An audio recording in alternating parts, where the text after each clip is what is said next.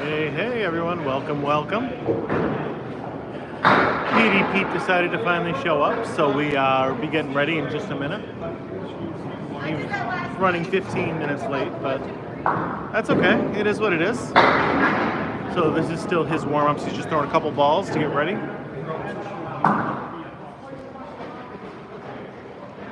That is Pete Crawford Jr. we're talking about right there. Now they're going to say their hellos, good game, good lucks, and all that stuff, and then we will be ready to go. Get a good matchup tonight. We got Academy 3 at Lafayette Lanes.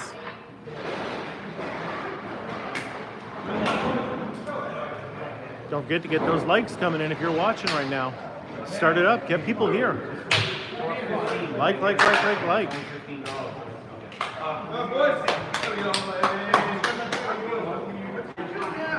There we go. That's it. Travis with the heartbeat to start it up. I love that. Thank you, Travis, as always. Now we got Ed Woodside up on the right, going up against John Lescarbeau on the left. Likes are coming in. I like that. What's going on, Travis? Always good to see you. Happy Good Friday. Let's hope it's a great one. Raise this up a little bit on my YouTube channel. Now we can see a little bit better.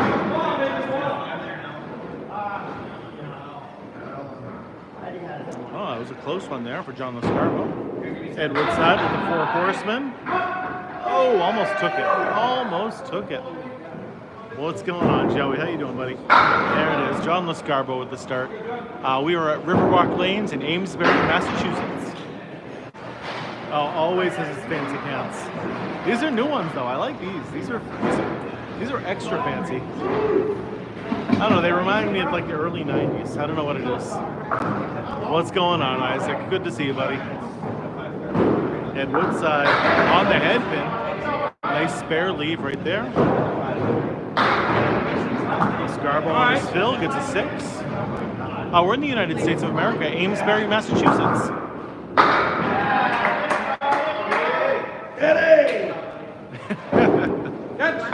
I have not traveled.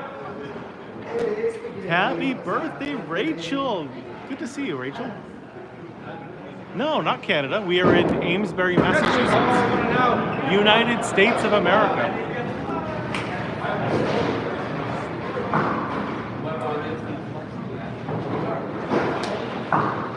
This just happens to be an American and Canadian sport, so you'll see both flags raised here. Hopefully you're having a good Friday, a good birthday today, Rachel. Oh, Mike Nardone on the right. Great first ball. Cora, how you doing?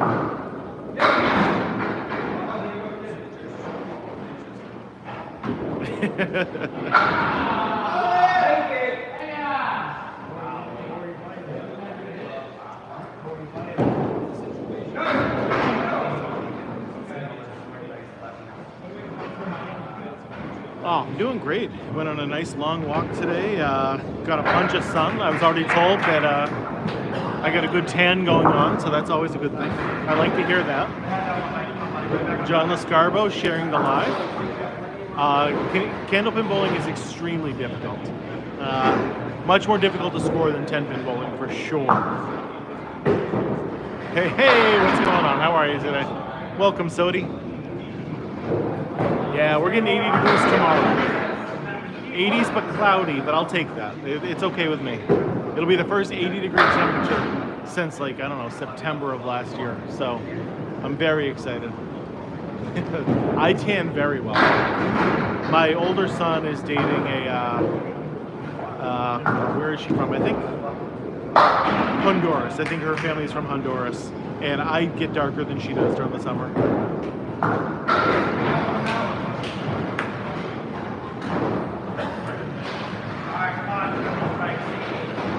Okay, BX7.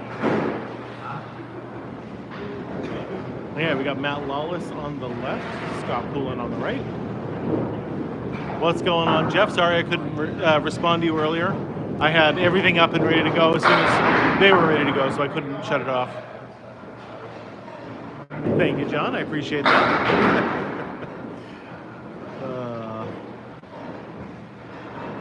What's going on, Scott? Good to see you. Yeah, older bowling alleys, any bowling alley built before like automatic pin setters will have the ball returns on the outside of the lanes.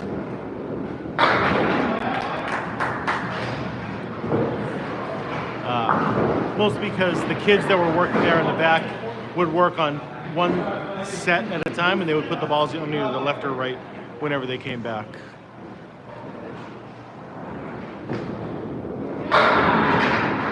A perfect game is technically 300, but that has never happened in the history of the game. So we have our own version of a perfect game in Candlepin, and that is basically what you and if you watch more 10-pin bowling would be as a clean game, where we don't leave pins standing. We call that a Candlepin perfect game.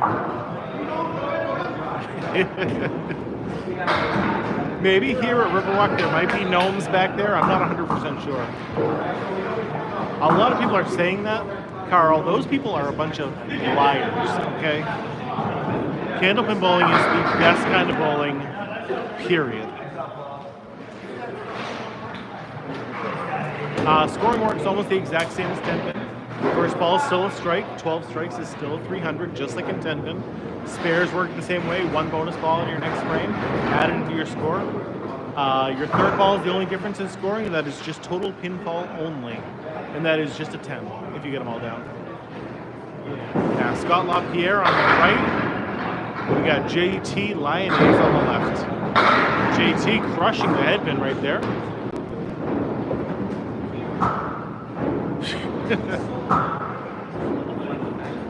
Okay.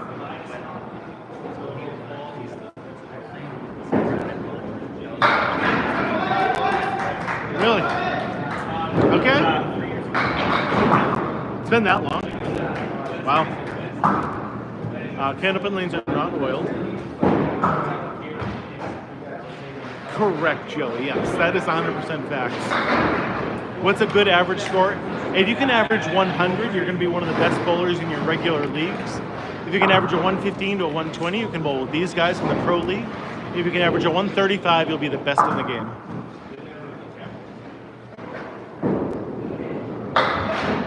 No, it always... See, George, that's where you're wrong. You always have something to aspire to. In 10-pin, where 300s have happened all the time, 900s have happened a lot, there's nothing to try for at that point because people have already done it. Anytime you go bowling, you could break the world record, and that's exciting, honestly. I think that's awesome. I didn't deny that. I might do that. If someone throws a 200, it might be worth a hot tub stream. Oh, what a shot from Scott Lapierre.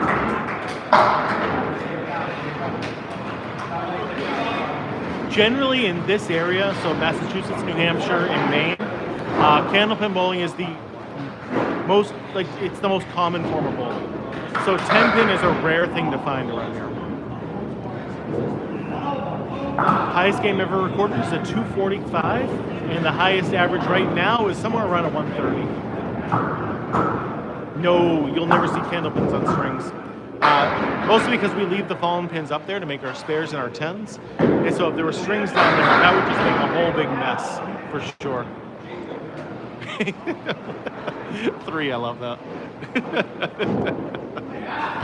Oh, Petey Pete missing the head pin there.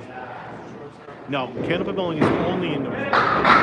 So the only place you're going to find it is here in northern New England, Atlantic, Canada, and then there's one in Maine and one in New York and one in Ohio, and that's it in the rest of the country. 300 is possible, but never ever going to happen. It's improbable for sure.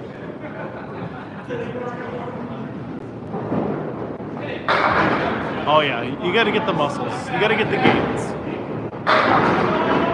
Oh, what a ball there from Chris Cass. Wait for it.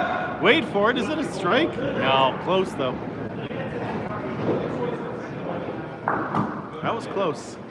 Thought that pin was going to roll back. Oh, Petey Pete, the ball bounced off.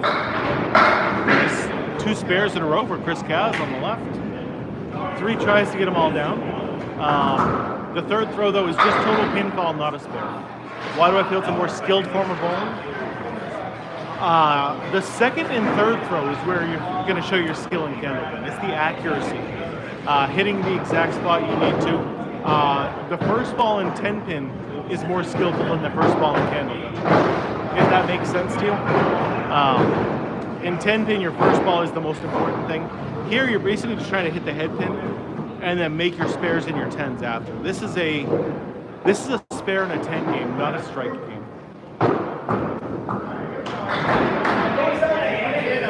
This is Riverwalk Lanes in Amesbury, Massachusetts. Lee, thank you for the heart me. The heart me is the most important gift you guys can send.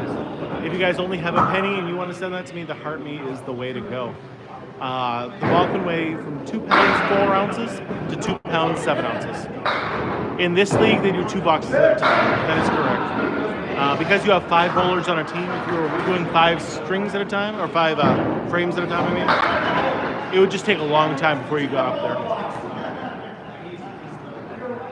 Sabas, thank you for the share, appreciate it.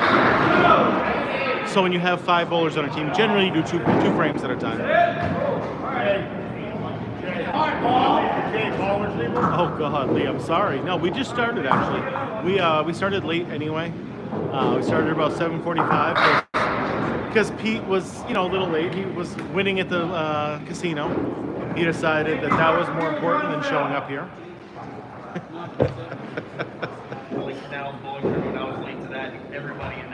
Oh, I know. I was there for that. Great. I was. I bowled with JT and C-.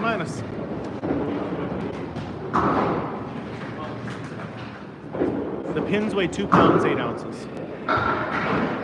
So they weigh more than the ball. The ball can't weigh any more than 2 pounds 7 ounces, and the ball weighs 2.8. They do not all look the same at all. We have very, very different balls up there.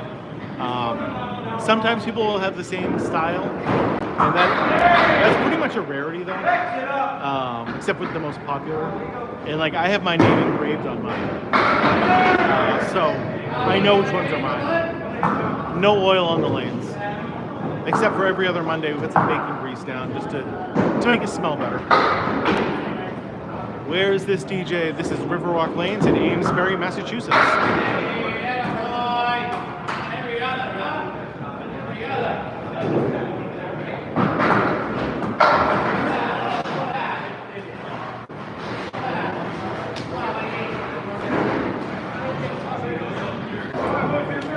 Alright, we got Moose up on the right, Mike Nardone up on the left.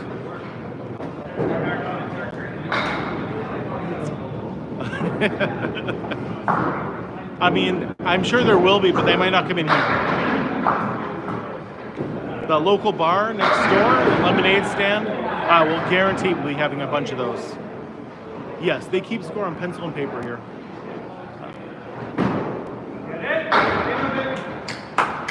So they are doing the scores on the table in front of me. You can put whatever you want on your bowling ball. Paul Levesque, I assume, is my cousin. I don't know him well enough to, call him on the phone and invite him to Easter dinner. But we're from the same area. We're both Levesques. So, yeah, I assume we're cousins.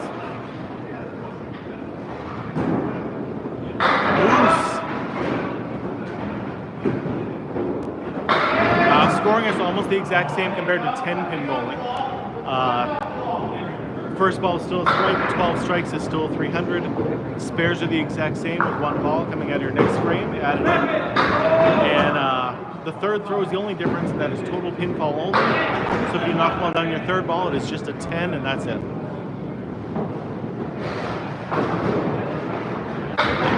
Wow. Triple H is your favorite human being? Not your dad or your grandmother or something like that? I know plenty of people better than Triple H.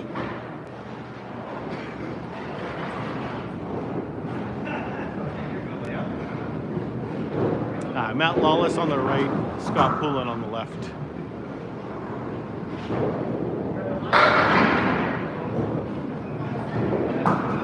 Matt Lawless off to the right. Oh. Great ball there from Poullin, but left with a nasty split. George the Animal Steel. I mean, Randy Savage was always my favorite back in the day. Go, Natty.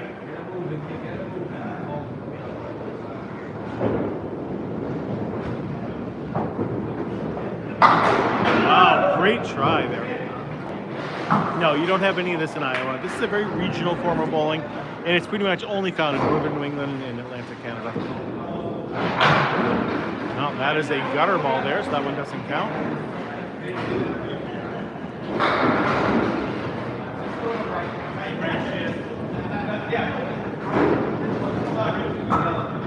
Yeah, Shawn Michaels, Randy Savage were my two main favorites back when I was watching. Undertaker was my brother's favorite. Oh, of course, Kona Crush. If you remember Kona Crush, she was my favorite for a little while. He was a member of, was it Demolition he was a member of for a small while?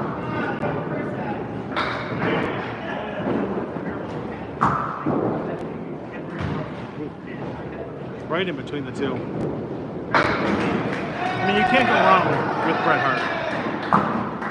Unless you're Bill Goldberg.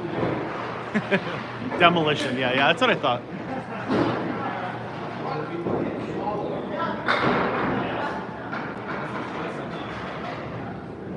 Me, send me some chili peppers, thank you. Yeah, but sometimes when they had a three-way match, there would be a third member, and I thought that was Crush.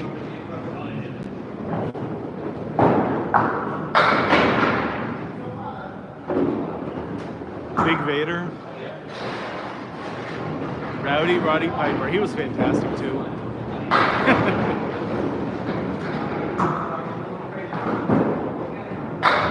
Oh, what a try.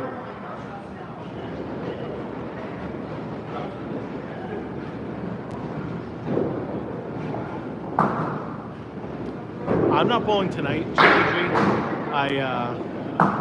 this is the Pro League. I'm good enough to sub in once in a while, but for the most part, I'm just recording, watching, same as you guys. Candlepin is much harder to score than something.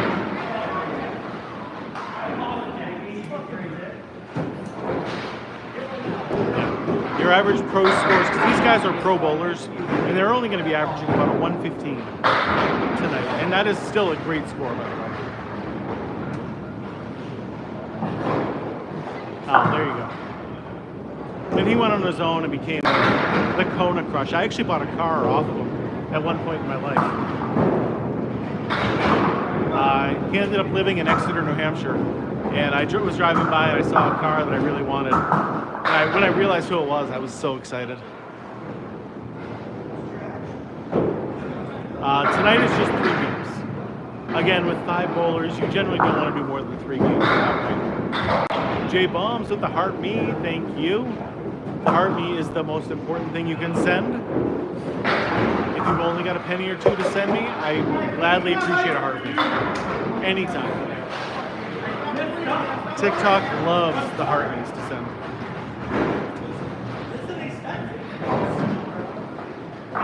Hi, Chris Kaz working on 2 spares so far, and Pete Crawford on the left. We started a little bit late. We started about 8:15 tonight. So we've been on for about 15-20 minutes now.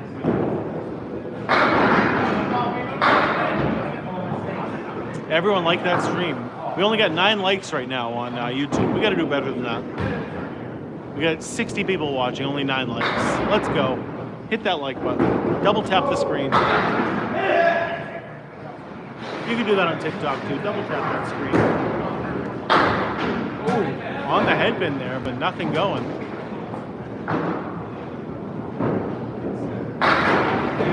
We got 4,400 likes on TikTok, just so you all know. Bowling Girl, good to see you. I also love bowling. Candlepin bowling though. No, I took last week off. I didn't even like doing that. Nick, what's happening, buddy? Good to see you. Oh, great ball from Pete Crawford right there.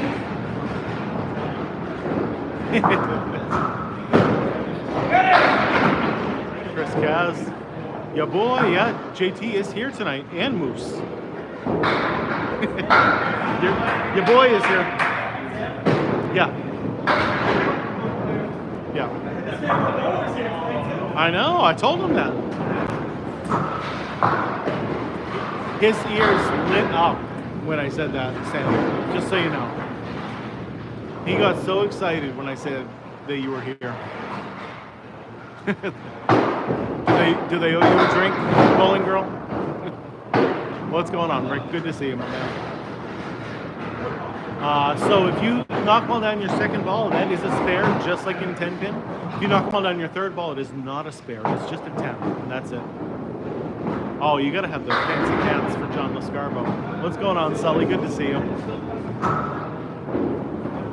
Well, we don't have oil here, but the smell of cigarettes are definitely potent in the air.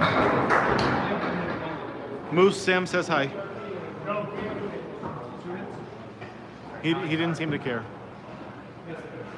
Yeah, they rotate the lanes every 2 frames.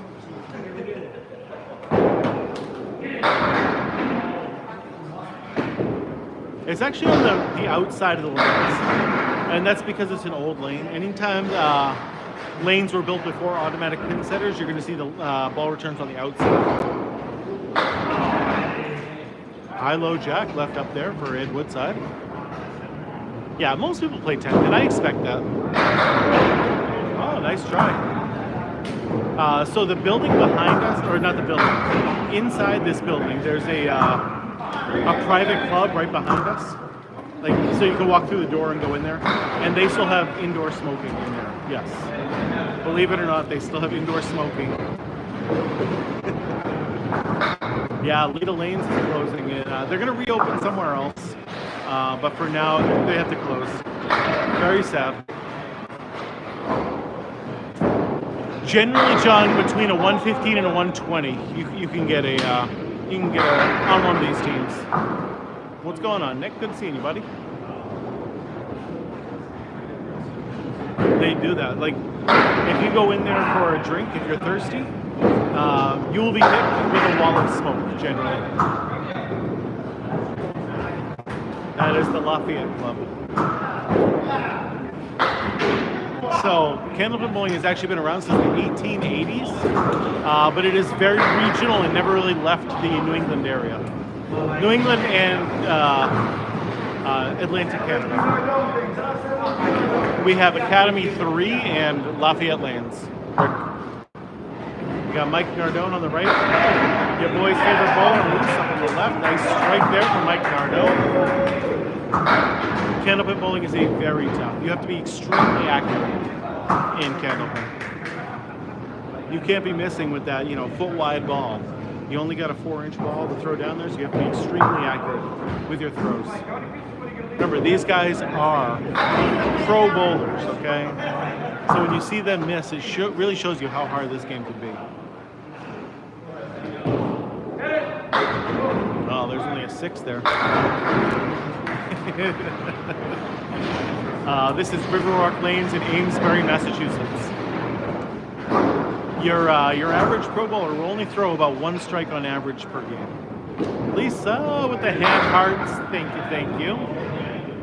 Always good to see you, Lisa. Hopefully you're doing well. Moose crushes the head pin there, leaving the 5-10 standing. It's not smack, it's true. It is, the ball's a foot wide compared to our 4-inch ball. It's a lot easier in 10. Nice shot.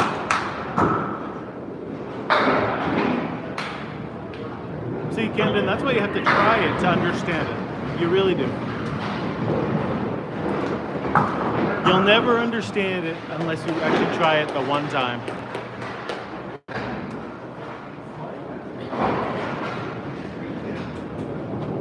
Oh wow, that is crazy.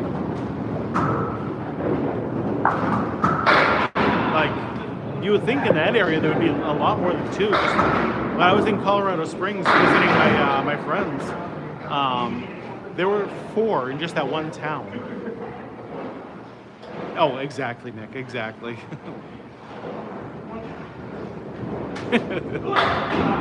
Mark Ritchie is bowling, but not here. He is he's on Team Riverwalk, and they're an away team this week. I like the Sahara pattern that you said before.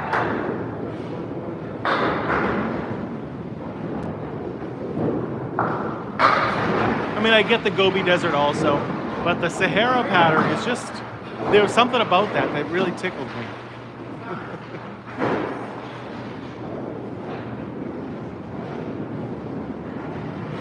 Yes, no, there is no oil on a Candlepin lane, Lone Wolf. That's why they call it the Sahara pattern.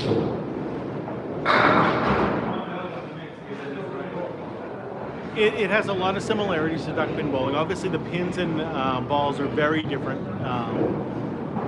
but the scoring system is the exact same. Poullin on this perfect shot right there. Great ball. Great ball. Now Lawless misses the head, but you need to be a little bit more to the right, and I think that would have taken it.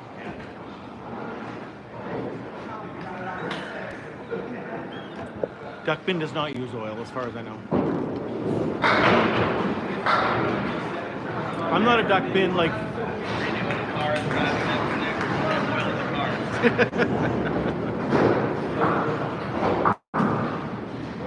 They use duck oil on the duck pin lanes. Yeah, I think that's why they call it duck pin. It's because of all the duck oil, the duck fats.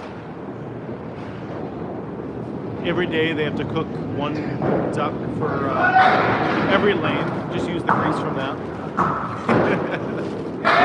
I know a lot about Candlepin, and that's about it, math teacher.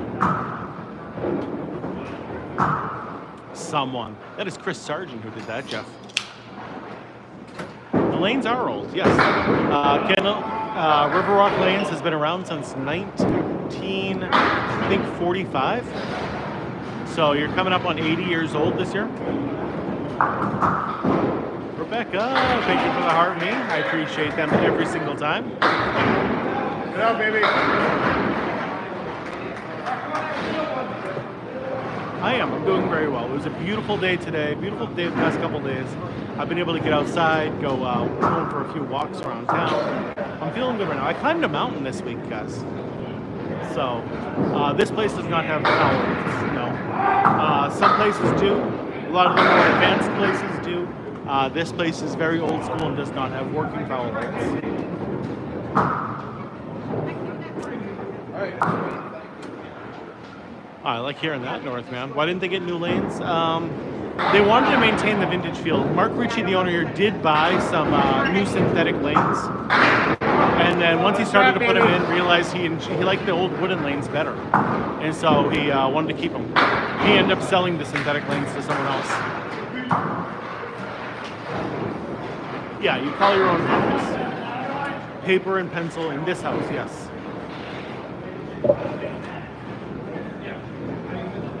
Yeah, this place is, big signs on the outside say vintage Candlepin bowl. The lights out on singles though. You want to know why?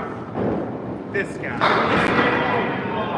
Honestly, Poopy Scoopy, that's a terrible name, by the way. Whatever, that's better I than what do it was. think it is, but the problem is nobody's making the automatic pin setters anymore. Great. So if you wanted to start building this sport out, you have to have someone make some new pin setters, and that is the hardest problem that this sport is going to have.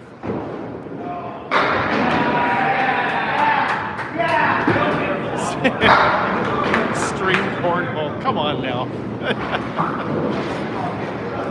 Yeah, most people are big breakfast, and that's really what I'm trying to do is share this great game with the rest of the country. Candlepin bowling is the best form of bowling there is, and I want more people to see it and know what it is.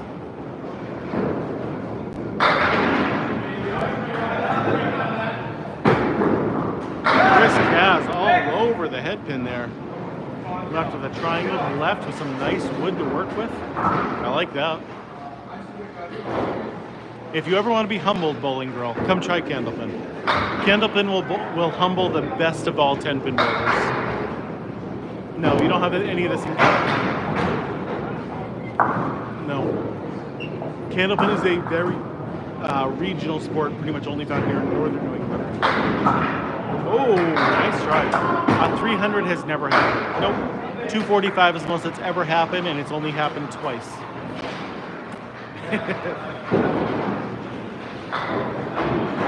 We just need someone with some money to really watch this and then find out how much they love Candlepin and then start building it up. That's what we really need. Anytime I talk about stuff like that, yes, Atlantic Canada has a lot of Candlepin bowling. But I get a lot of US viewers, Len. I'm sorry.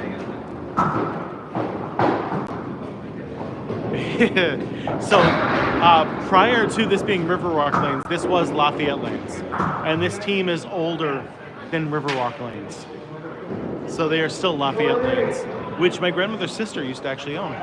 Fun fact. You guys don't have 5-pin up there, Len?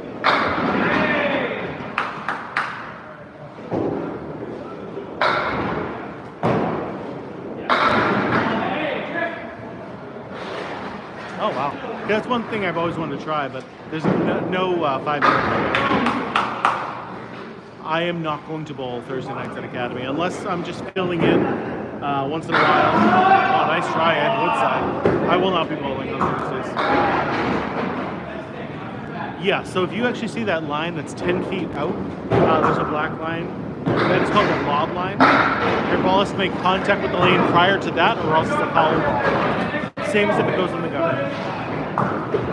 Candlepin bowling was invented in Western Mass. What is 5-pin? Oh, 5-pin is the only form of bowling that you can score a 450. I don't understand how you get to 450, but that's the way it works.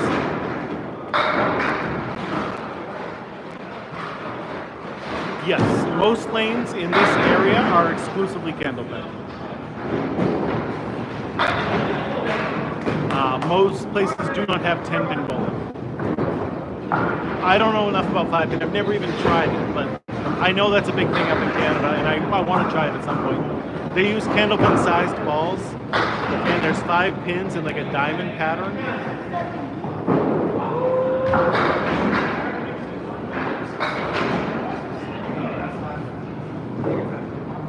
Yes, yeah, I'll go 10-pin bowling about once a year. Just for something fun and different to do. I like 10-pin bowling. I'll never say anything really bad about 10-pin bowling. I'm not on Facebook. I'm on either YouTube or TikTok, whichever one you want to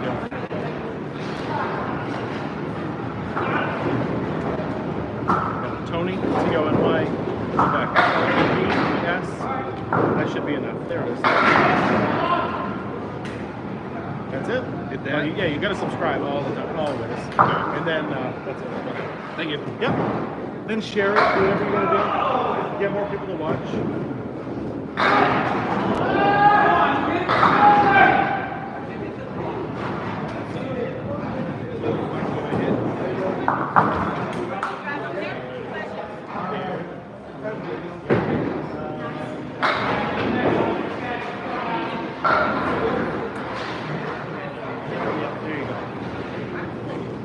One of the bowlers wanted to learn how to share my stuff on YouTube, so I had to go give him a hand.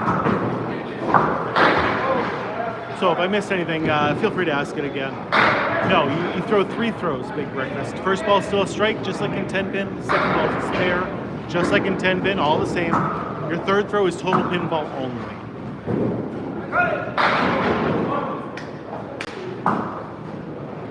Yeah, we don't have the exact same thing as a 10-pin pro shop, but we do.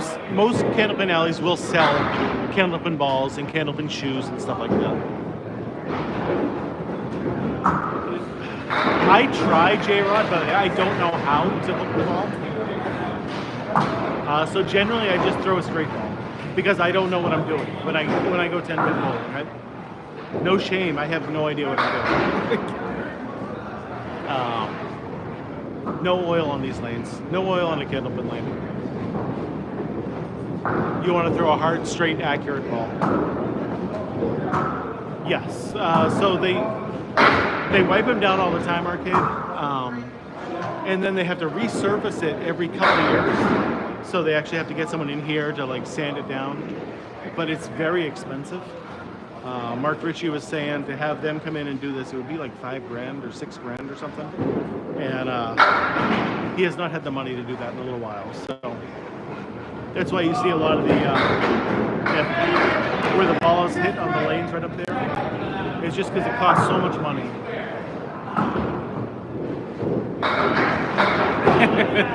No one's gonna drill holes in a candlepin ball.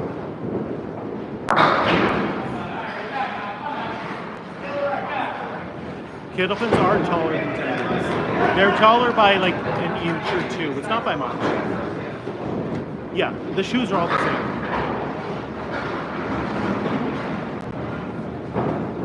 Yeah, you're gonna still buy the same textures that you buy for 10 pin wear. It's all the same.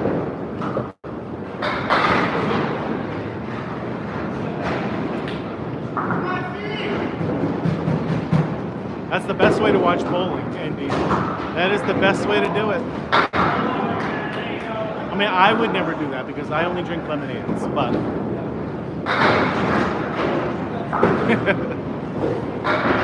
this is a family-friendly stream, so of course I would only drink lemonades. Correct. That's why you only do it every couple of years, and then you have to put like another coating down on top of it. It's not oil per se. I don't know what it is. I don't work in a lane. That would definitely be a question for Mark Ritchie if he were here. It depends. Like I personally throw mostly on wood, but there's a lot of places that are just synthetic lanes. So it really all depends on where you bowl. Me personally, I bowl mostly on wood.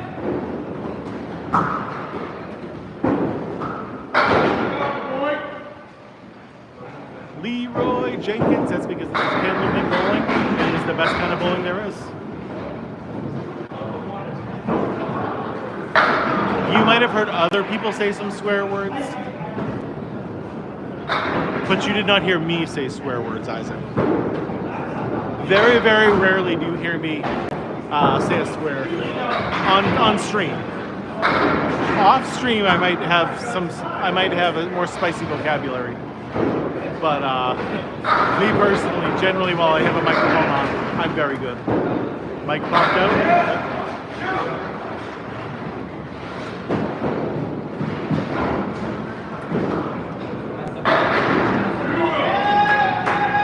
Is that better?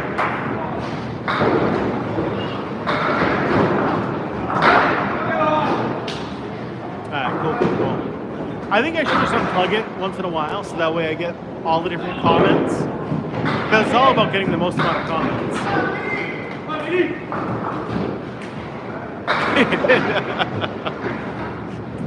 I don't know about like a sailor, but I can definitely, it gets more spicy than when I don't have a microphone on.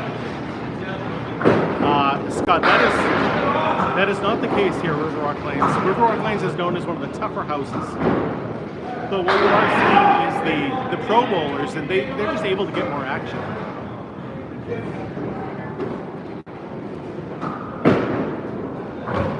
Ooh. Chris Kaz just off to the left there. EDP hitting the object pin, but not able to get the spare out of it.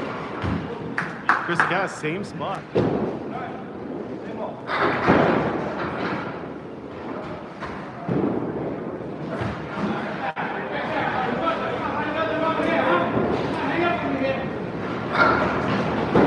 Yeah, the reason for that, Len, is because this is an old bowling alley. Any time you see a bowling alley with ball returns on the outside, that means the lanes were built prior to automatic pin setters. Automatic pin setters then just have it down the middle after, but prior to that, they used it on the outside. Doesn't anybody respect the rules around here?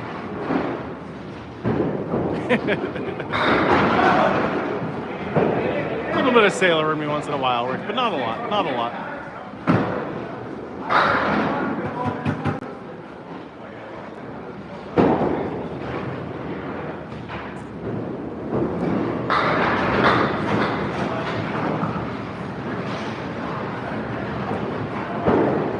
You got me, Northman. What is that? I don't know what that is.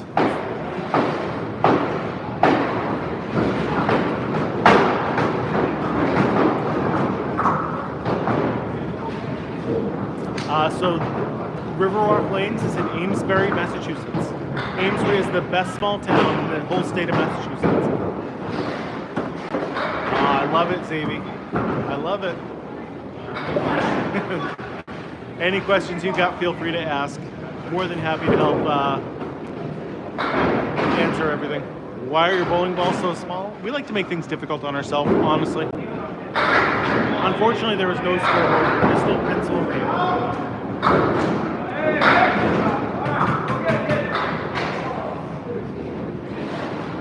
Do you guys have a score sheet so I can see what happened? Last game?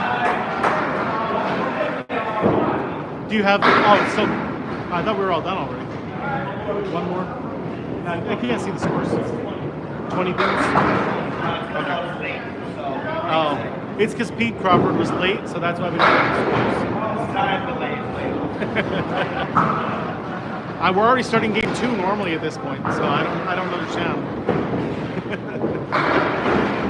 Yeah, so one bowler from each team is keeping track of their own scores, and right next to each other.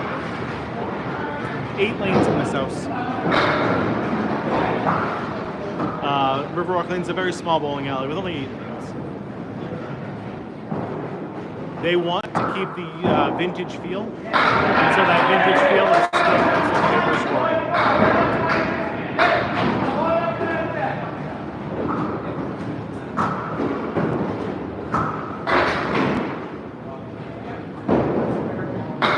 There he goes, crushing the head pin there.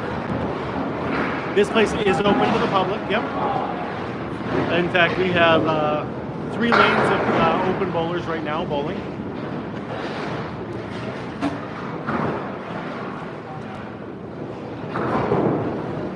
What do I have for dinner tonight? Nothing good tonight. Nothing good tonight. My family was going over to my mother-in-law's house, so there was nothing good.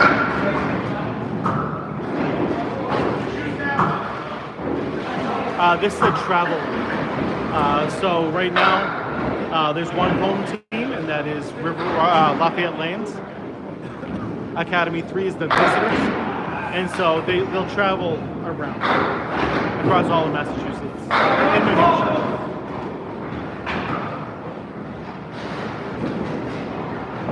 Ooh, you don't see that very often. Strikes are very hard to get. Your average pro bowler is only going to throw about 1 per game on average.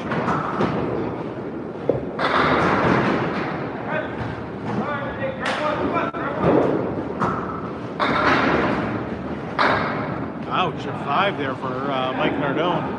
Not good. Moose with a 9, possibly 10 if that ball hits it. Nope. No, this is not my home alley. My home alley is Academy Lanes, where actually the red team is from. This is my number 2 alley.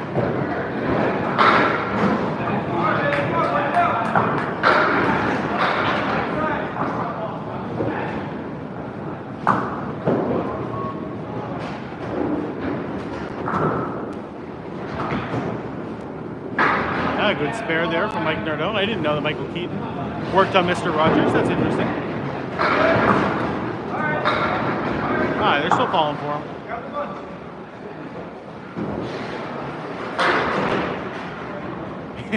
Did you like my video of Max today? He asked me to make a fail video of him, and then he was like, that's not what I meant. I don't know what he meant still, but Len, thank you for the follow.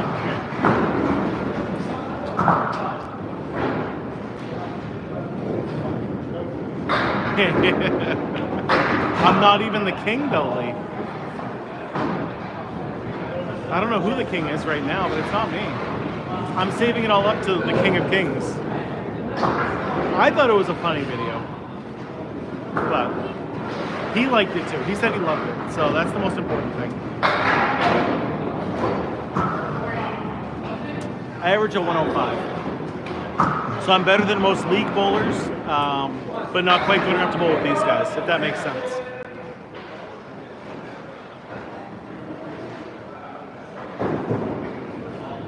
This league, I think, only has 2 or 3 more weeks left. And my academy, my Tuesday night league has, I think, 3 weeks left. So about 2 to 3 weeks.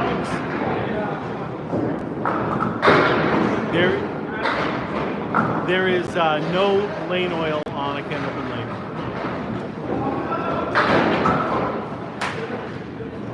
You could get a 300 Scully, but it has never happened in the history of the game. 245 is the most that it's ever happened. You should throw it straight. Yeah, you want to be as accurate as possible in this game. A hard straight ball works. Any summer leagues? Yes, I'll be bowling at least on Tuesdays at Academy. Haven't figured out if I'm going to do a second league or if I'm going to take some more time off in the summer.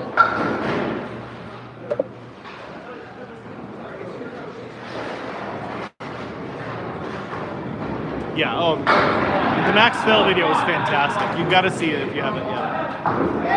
And he actually bowled well. It's really the power of my editing that made him look terrible. What a terrible lead there. He's got a piece of wood there, so he's got some help. Yep, every Tuesday I'm live. Tuesdays don't matter. I will always be live on Tuesdays. Unless I'm on vacation or something like that. Pro League does not bowl in the summer. So they would have to wait. Andrew, what's happening, buddy? Good to see you. Yeah, but that's just Candlepin, Isaac. It's just Candlepin. We all have bad breaks in Candlepin. Man boy with the heart me, thank you. Again, if you guys only have a couple pennies and you want to send me a gift, the heart me is the most important thing you guys can send.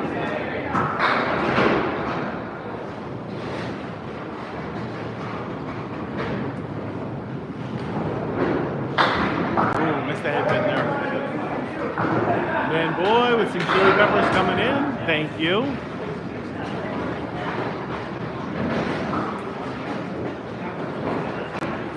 Chili peppers. Thank you, man boy. Always appreciate it. Yeah, Scott Lappierre on the right. JT Lyonnais on the left. No, your third throw is not a spare. Your third throw is just a 10 and that's it. Nothing extra. Your second ball is still a spare, just like you already know, with 1 ball at your next frame. The third throw is just a 10 and that's it. On Sunday night we are. On Tuesday nights, not even close. We are like, I think we're in 11th place out of 18.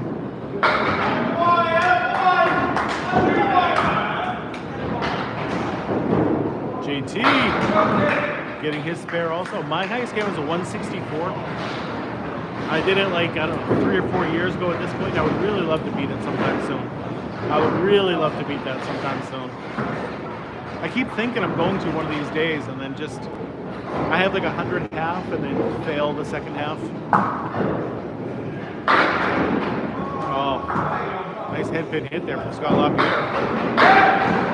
Oh, mirror shots almost there.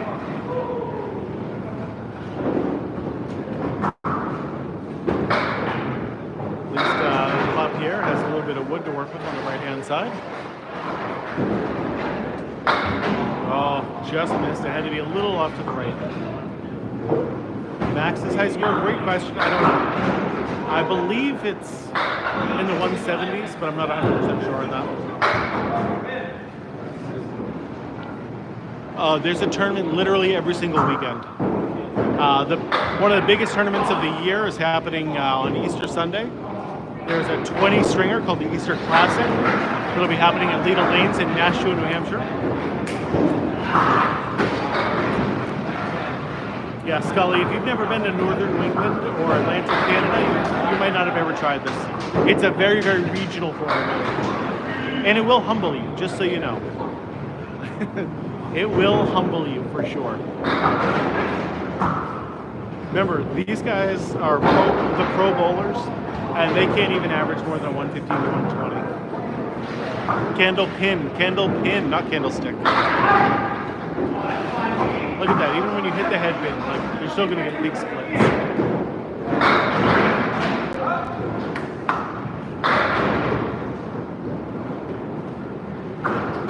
Petey Pete. Great ball. Nice spare. Able to pick up the big split. Chris Cass missing the head pin.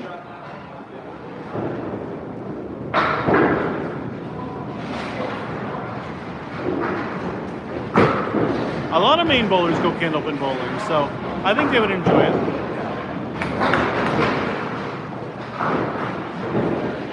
Yes, so the owner of this place is Mark Ritchie. He is the anchor bowler for the Riverwalk Pro team.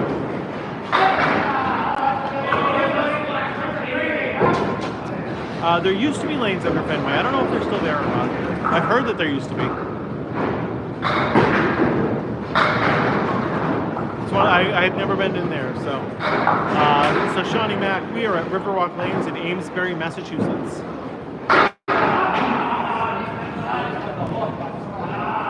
Both these guys have a very fast ball for sure.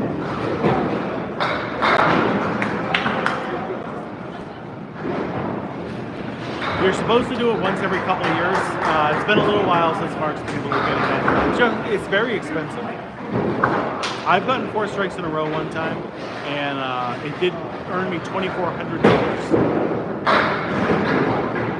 4 strikes in a row is very hard to do. Yeah, I believe A1 Accounting. They could be from Maine. I know that team. I've seen them on the men's worlds and the mixed worlds team. You generally should throw a faster ball, Scully. Obviously, accuracy is the most important thing. You can throw a slow ball and you're accurate with it, it's going to work. But a slightly faster ball kind of fixes a little bit of your inaccuracies sometimes, and you get more pin accuracy with a faster ball.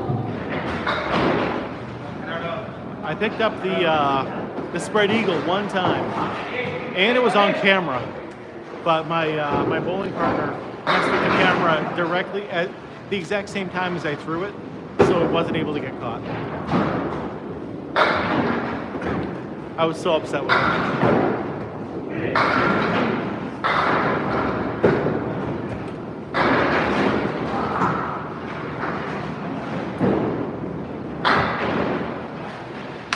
Central 3, 583 to 550. Yep, Central 3, always doing its thing. No oil on the lanes, like 10 pin bowling. This is normal bowling around here, just so you know. So 10 pin bowling. John Lescarbeau loves the fancy pants. You'll see him in a different pair of fancy pants every single week. Even though I think I did see the alien pants twice. What's my favorite fruit? The apple, honestly. Recently, like I used to be the Honey Crisp apple, now I've got the Cosmic Crisp apple. That's been it. But generally apples. You can't go wrong with an apple. Apples or grapes maybe too.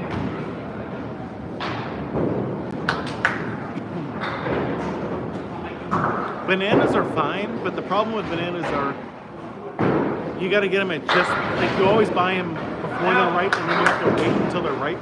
I don't like doing that. Fuji? No, what? Gross. Cosmic Crisps are the way to go right now.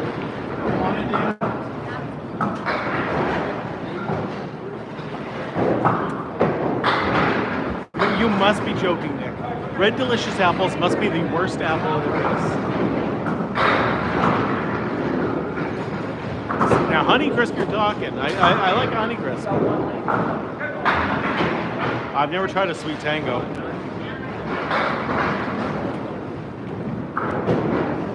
Macintoshes are classic. Like that's what we have a lot around here for regular apple trees. Are the Macintosh, but man, ever since I found those Cosmic Crisps, that's what I've just been going with.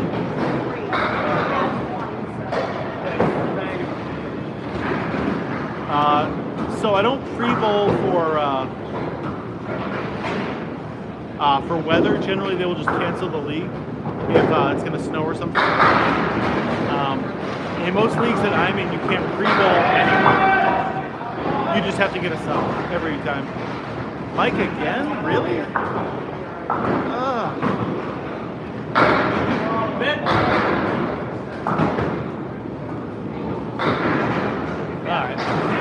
back in.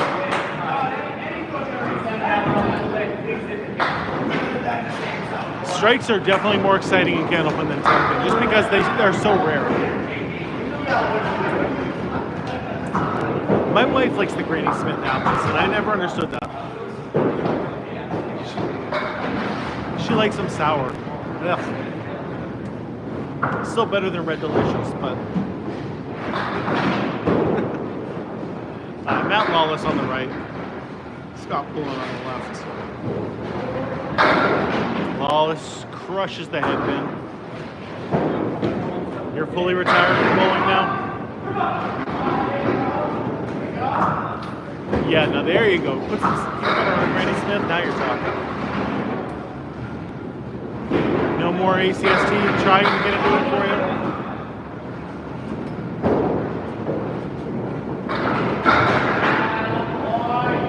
There you go, nice spin.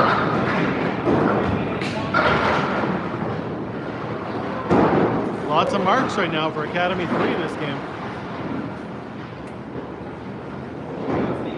Through 5 frames, they got 4 spares, or 4 marks.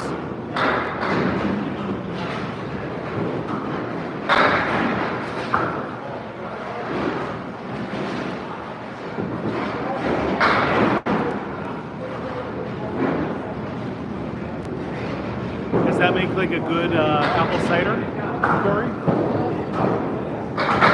Scoring is almost the same as 10-pin bowling. Your first ball is still a strike, just like you already know. 12 strikes, still a 300. Spares are the exact same. If you get them all down your second ball, you get 1 bonus ball to your next frame. Your third throw is the only difference in Candlepin and 10-pin, and that is total pinfall only with your third throw. So if you knock one down, it's just a 10, and that's it. I have been to Nebraska, yes. We drove through it twice, and both times when I've driven through, I played the lottery. I played some scratch tickets, and I won so much money every single time in Nebraska. I never wanted to leave because I thought I could make money on the Nebraska lottery. Tonight, TikTok has more than 148 to only 58 on YouTube. Generally, no one curves it. Generally, you want to throw a hard straight ball. So the first time we went to Nebraska, we walked in and they had like a deal where if you spent, I don't know, $30 on scratch tickets, you got a free bag or something, like an insulated bag. So I did that just for the bag. I thought it was cool to have a Nebraska lottery bag. And then I ended up winning like 60 bucks. So I went back in, bought another 30, got another gift, that they had. Ended up winning like 100 bucks. Then they offered me something else, and we stayed there for like an hour, just scratching scratch tickets and winning. Oh, this is real bowling, Josh. In this area, Candlepin bowling is the normal thing. 10-pin bowling is the weird one.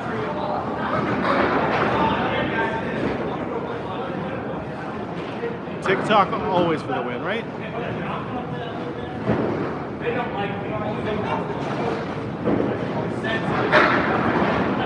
And it's certainly more fun than 10-pin bowling. Don't get me wrong, I love 10-pin bowling. I really do. But Candlepin bowling is just better. No, I haven't really been out there. I think it was 21 years ago was when we went to Nebraska. Possibly 22 years ago at this point.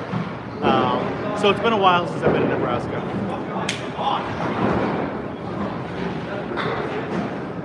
No, the city or town does not care about the bowling alleys. And there is a definitely more upgraded bowling alley here in Kingston. If you did want to go to Game Time lanes, you could. I highly don't recommend going to Game Time. They messed up the lanes. They messed up Candlepin.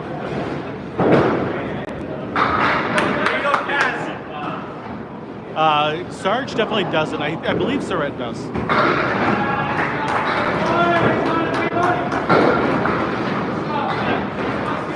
Yes, there are tournaments every single weekend. literally every weekend. There's multiple tournaments you can enter. And you can always bowl for action. Hard! There's a Facebook page called Candlepin Chat, and people will talk. Once in a while they'll be like, hey, anyone wants to meet me at Riverwalk Lanes, you know, $50 a game or whatever.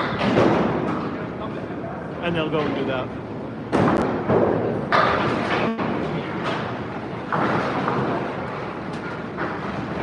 How much are what?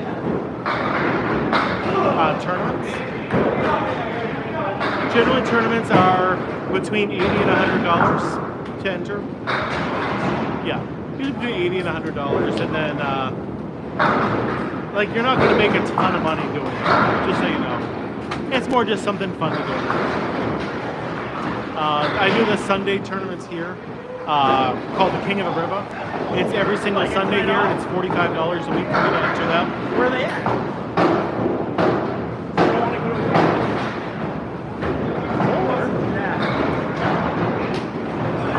Ryan Fuller Jr. is here watching.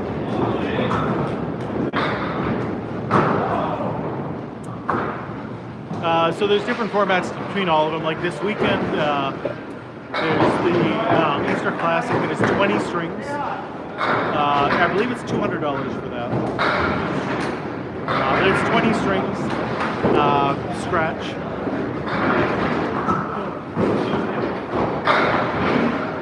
That's a fun tournament. A lot of people do it. They have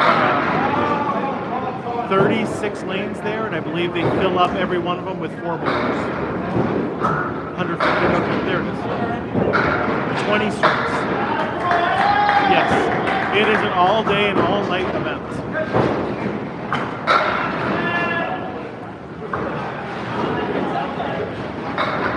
Yes, you do have to have a league average to be in King of the River. How much the leagues cost compared to so it all depends on the league and how much you want to put towards the dues and everything. My Sunday league for 3 games is $20. My Tuesday league for 5 games is $32. But that extra money goes to bigger prizes at the end of the year. And this league is 3 games and it's $50 a week for the pro league. But really big prizes at the end. What's going on, Jill? Always good to see you. And Woodside with a nice shot.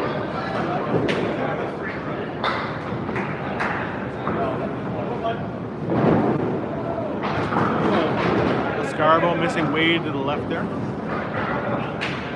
Yes, yeah, Max has definitely been 10-pin bowling. When TikTok had those few days of a shutdown, me and him going 10-pin bowling the day before that.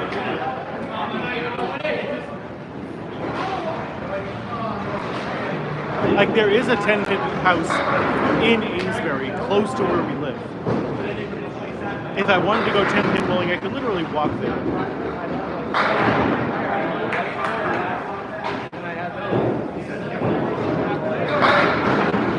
Yes, they have all the records on the wall. So for the team record, it's 2,001 pins. For the team single, it's Lucky Strike with 719 for 1 game.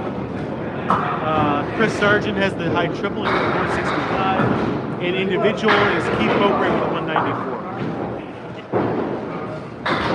Who won the first one? Here comes the skip. Who won the David? Here comes the skip. Oh, PDP, is he going to skip back? Oh, there's the skip, skipping down the lanes. You think he goes up the camera? He doesn't. He does this every time. And then the Fred Flintstone coming back. That is PDP for you right there.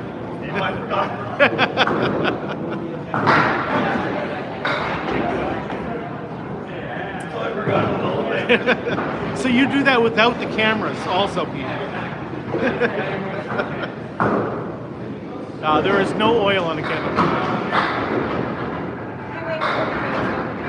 No, I don't feel like I'm cheating on candle when I go 10. It's a completely different thing. So.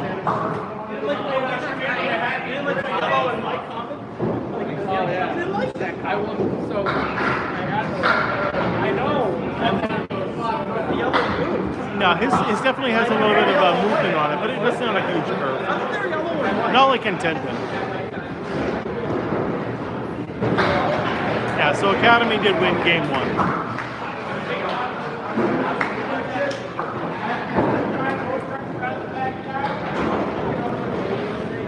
Candlepin bowling is the most fun you can have while candlepin bowling.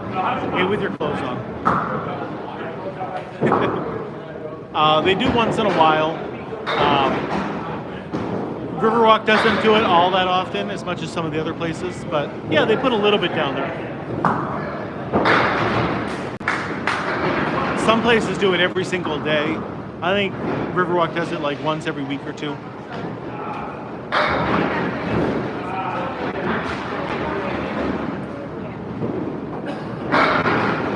Great ball there from Matt Lawless. I thought that was going to go right there. Bryce, thank you for the share. Got 32 shares right now on TikTok. Decent numbers.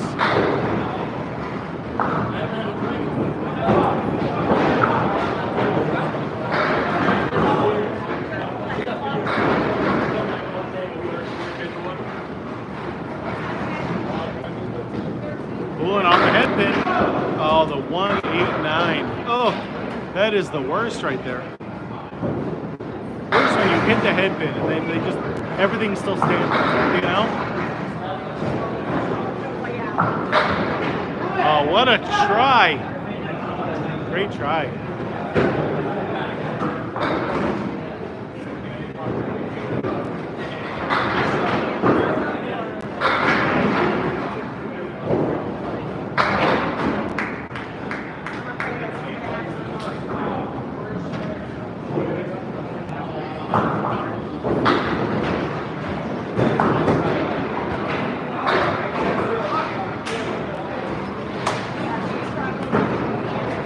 Lappierre up on the right, JT Lyonnais on the left.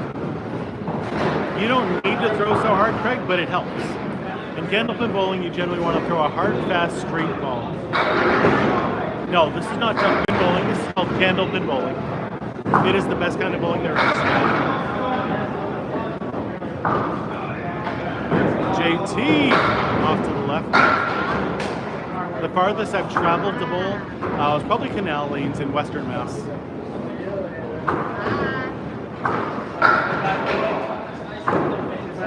Good seeing you, kid.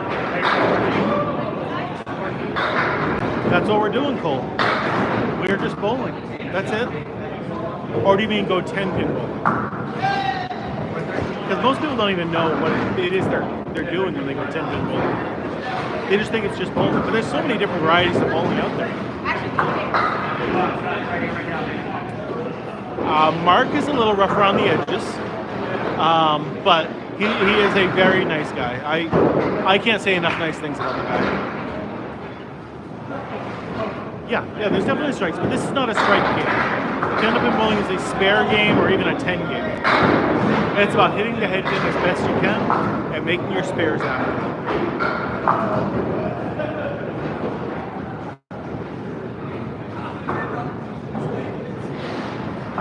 Oh, it's actually more fun, Cole. And it is significantly harder. Just like golf is very frustrating, but it's still a lot of fun to do it. It's the exact same thing. Frustrating but fun. Oh, good 10 there. The real skill in Candlepin comes on your second or third throws.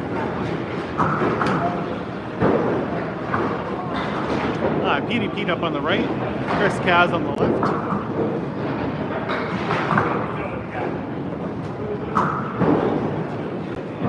There it is. Well, I thought that was going to be a strike. That was right down the middle.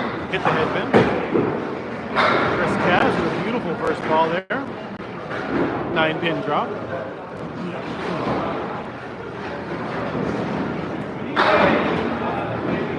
That's the way to do that. Take one side, then the other. Maybe sometimes it'll take. There you go.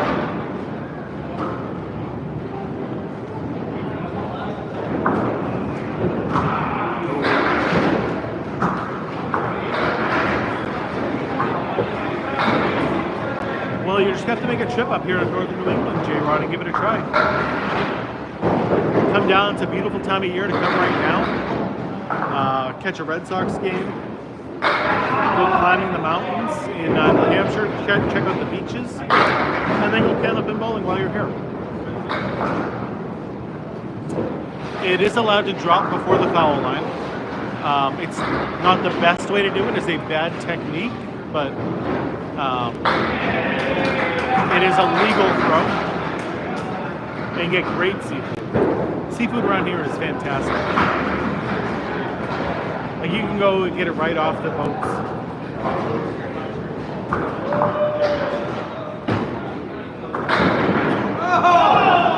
What a shot from Chris Cass. The lanes are old, Florida Black-eye. That's really what it is. These lanes are 80 years old, and yes, they have a lot of wear and tear. Linda, thank you very much. I appreciate the kind words. I just kind of talk to you guys, and then we're watching the same game together.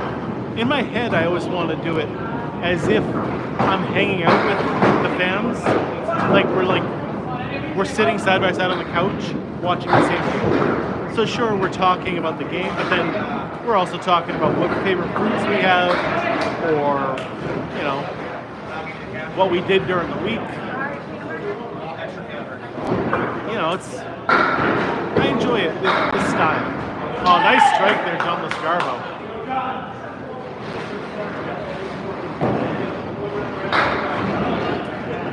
Well, that's because I literally am just doing it like that. It's the only way I know how to do things is just to talk to you guys like I'm talking if you're right here with me. Mark Ritchie bought some new lanes. He bought some synthetic lanes to replace these wooden ones, and decided he wanted to keep the wooden ones and ended up selling the synthetic ones. So I don't know what to say. Like, he wants to maintain that vintage feeling.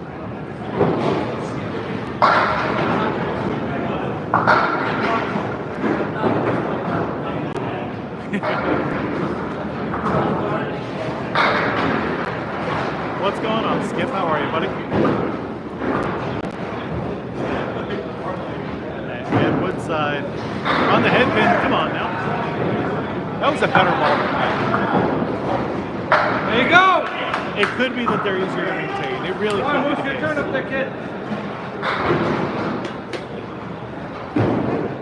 I don't know enough about the lane maintenance and all that stuff. I don't know enough about that. If you ever want to follow someone who knows a lot about that, Autumn Mowry. She hasn't been posting as much since she had a baby, but she has posted a lot of videos of like the behind the scenes stuff. She owns a bowling alley up in Ellsworth, Maine, and she posts a lot of great stuff.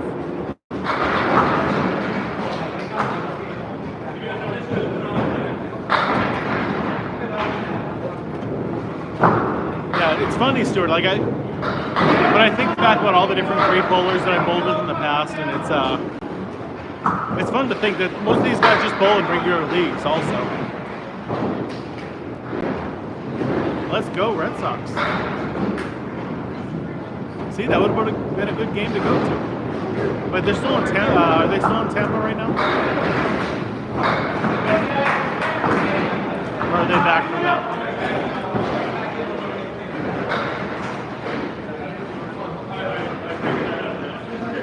Okay, YouTube's catching up on viewers right now. TikTok's lagging behind. Oh, we're in Chicago. Yeah, it would have been a great game to go to. Perfect weather for it.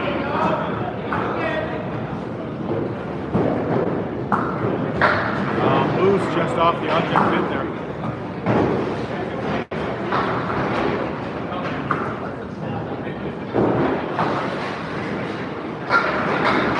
I bowl in mostly older houses, so a lot of them have the wood lines. What's going on, Cam? Good to see you, buddy.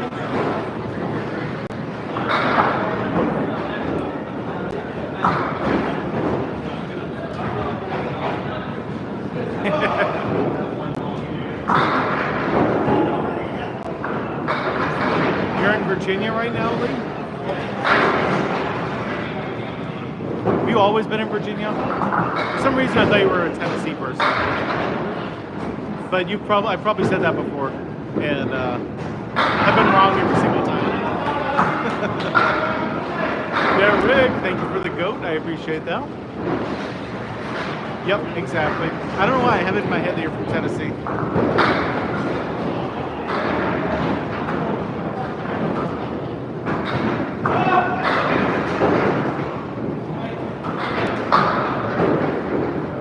Once you get south of the Mason-Dixon line, it's hard for me to know all those states.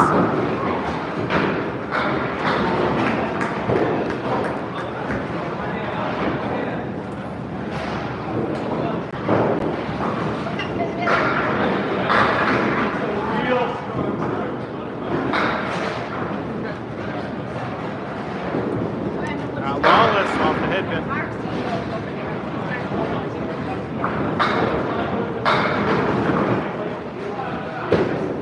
That can be a lot of fun.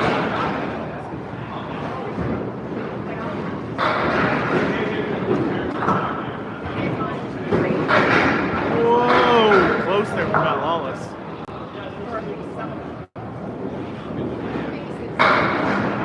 Oh no. Yeah, I have definitely other jobs than this. I wish this paid enough for me to quit my real jobs. No, this is what I do for fun. So I also deliver bread. That is my main job. I deliver locally.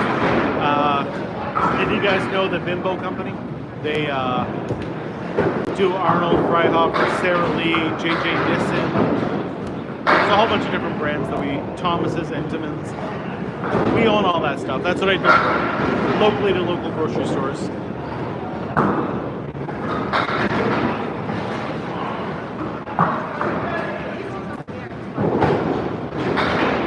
And then I also work at a game store. I run all the Magic the Gathering events at my local game store.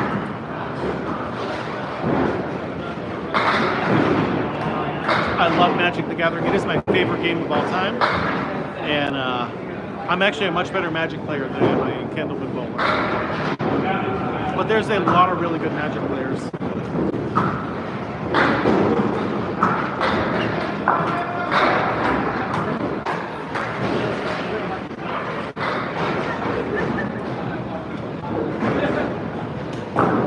JT, single pin. There's 1/4 Worcester. Is that our first quarter Worcester of the night? Yeah, Jeff, you can't use that word. That's disrespectful.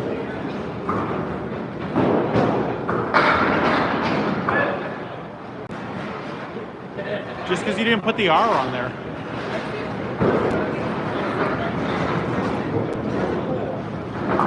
What is this game called? This is Candlepin bowling. It is the best kind of bowling there is. No, Mrs. Magic definitely does not like playing Magic. No, she will if it's my birthday or something, or for Father's Day. Sometimes she'll play a game, but generally no, she does not want anything to do with Magic the Gathering.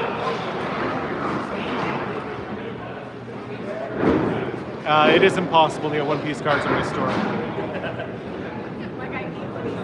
No, I've tried to get them, tried to have the owner buy them. It's not possible. John with a good, thank you. I missed that somehow.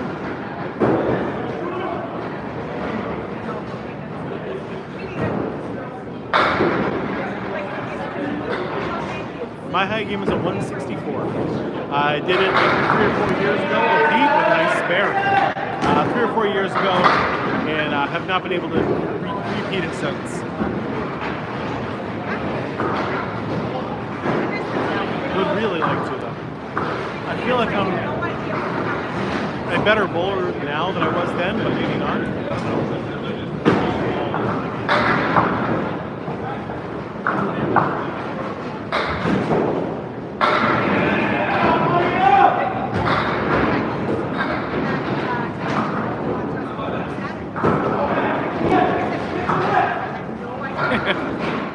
I'm just as ignorant as you, Rick. I have no idea what they're talking about when they start talking other languages. When Jeff starts doing that, I just focus on TikTok.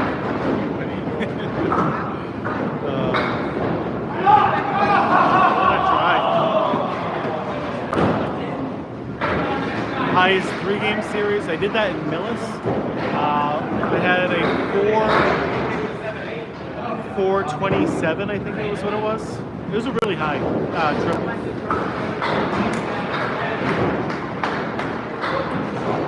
In 10 pinball. In 10 pinball, not regular. This is regular around here, just so you know.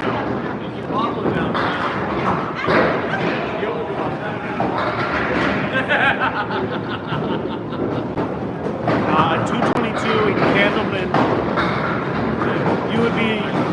It'd be crazy. Especially if you're new, you will not be getting a 222.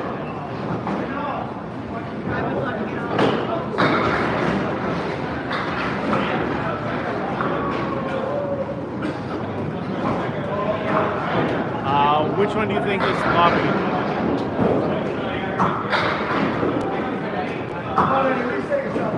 Yeah, I don't know anything about 10 pin bowling. Lapis. I don't know enough about 10 pin bowling. I'm a Candlepin bowler. There's 10 pins here also, but this is called Candlepin.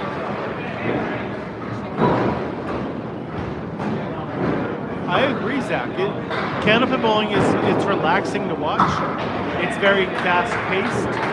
There's not a lot of breaks in the action.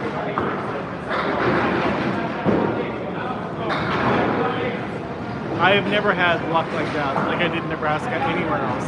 That's why when I think about Nebraska, I think about their lottery. Yeah, Candlepin bowling is pretty much only found in Massachusetts, New Hampshire, Maine. And then the Maritimes in Canada. So the really east coast of Canada. Outside of this area, there's one in New York State and there's one in Ohio. That is it. We are, Eric, home of the river. Oh, and woodside just missing right there.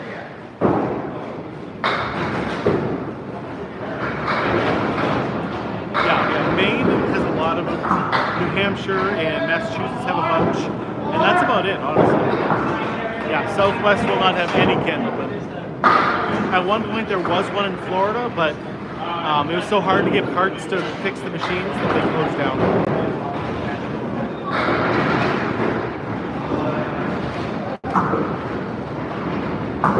Correct, yeah.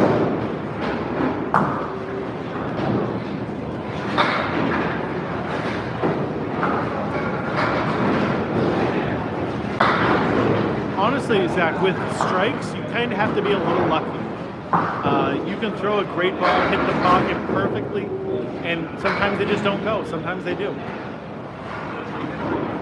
It is highly improbable to get a 300 Candlepin. It has never happened in the history of the game. The game has been around since the 1880s, and not one 300 has ever been. No 250s have ever been. When anybody throws a 200 game in Candlepin, like everybody hears about it. Everybody. Let's go. Let's do it, Eric. I can't wait. Yeah, Candlepin lands. Yeah, I've been here the whole time, Sarah. When you messaged me, I saw it, but I couldn't obviously respond because I was live.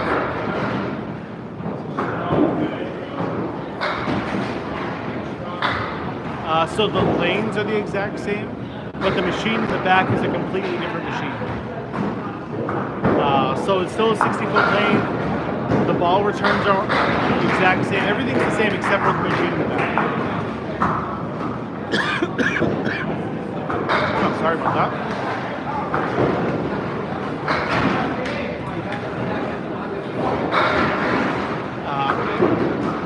If a bowling alley was built before automatic pin setters, the ball returns are on the outside of the lanes. After pin setters, they put them into the middle. So anything built prior to like 1955 will all be on the outside.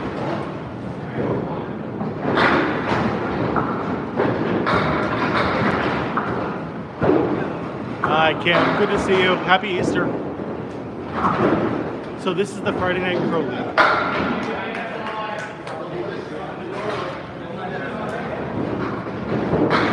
So if you can average 100, you're going to be one of the best bowlers in your league. If you can average a 115 to a 120, you can bowl with these guys in the Pro League. And if you can average a 135, you'll be the best in the game.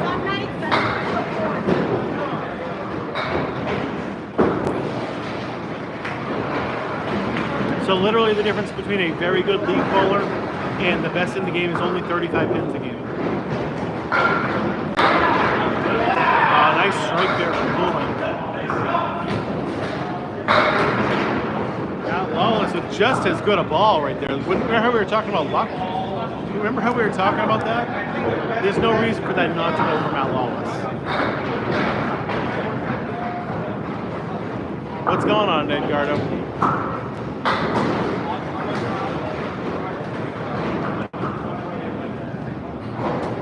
Hey, that goes lots back. Yes, Keith, Kevin. We are in Riverwalk Lanes in Amesbury, Massachusetts.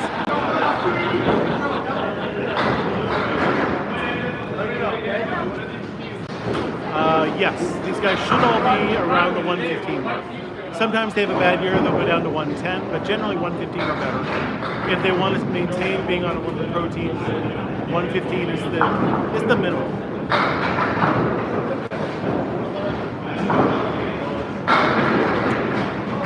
I don't know about the machines. I'm really bad at that kind of thing. Yeah, I bowl in Haverhill all the time at Academy Lanes. I believe it takes at least 3 games or 3 nights during the league, so 15 strings. A normal average for for a league bowler is probably about an 85 to a 90. Maybe low 90s. My average is a 105. Yeah, I mean, if I ever wanted to go out back and make a video about that, I could. Margaret, you would definitely let me. I just haven't done that before. I haven't made a video about the back. Hey, Shelburne Falls. My son Max went out there for a tournament relatively recently.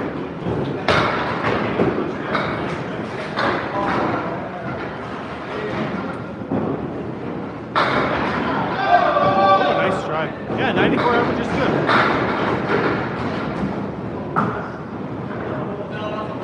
Averaging 135 would be insane in this game, yes. You'd have to be so incredibly good.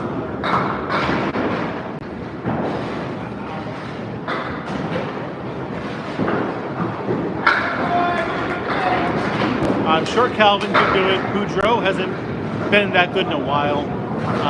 Surrette's up there, but I don't think he's on the 130s. Right now it's Danny Harris, Justin Waters, Josh Daly.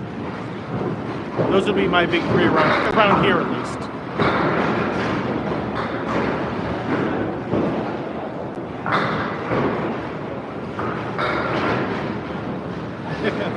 Yeah, he invited me to come out there and to do that tournament with him. Or not with him, but you know. And I had to say no.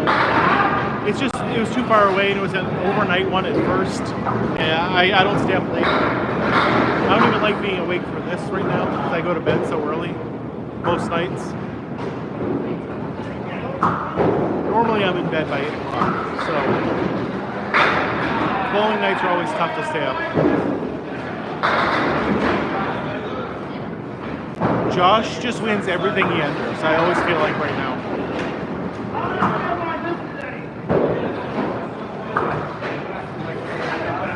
Yeah, I'm pretty sure Tommy Olsted did. He might have been up there in the low 140s at one point.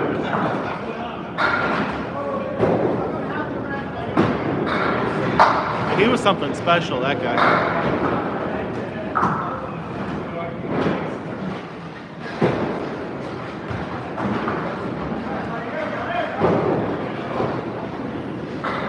we're talking about Tommy Olsta back in the day. Was just one of the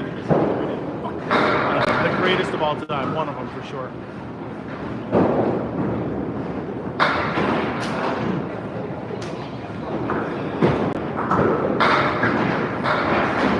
He's since retired down in Florida, so he doesn't Candlepin bowl anymore.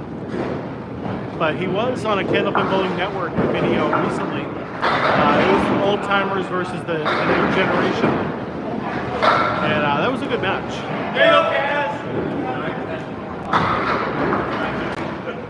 Yeah, if you watch any of the old shows, you'll see a lot of Tommy Olsta.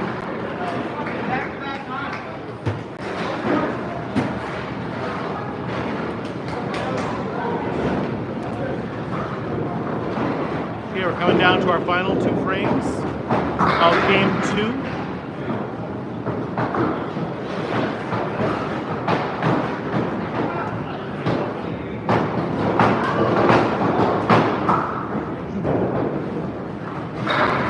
Moose, is that 410 to 460?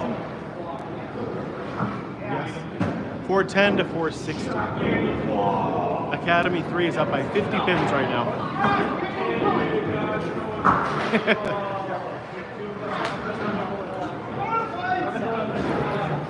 Yeah, unfortunately, like when you have a bad box and you get big splits, it is hard. Oh, nice strike there from Lescarbeau, though. One eye. This is called Candlepin bowling, and it is the best kind of bowling there is. Very regional form of bowling, pretty much only found in northern New England and Atlantic Canada. Oh, great ball. This is the Friday Night Pro League. This is some of the best bowlers in the game.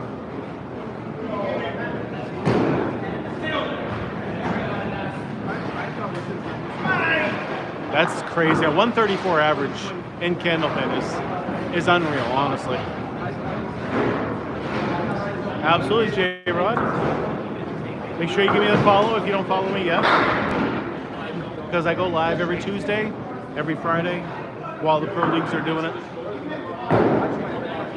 Oh, what a ball. Oh, what a shot! Oh, no. The ball can range anywhere from 2 pounds 4 ounces to 2 pounds 7 ounces. Generally, if you have your own set of balls, they're going to be either 2 6s or 2 7s.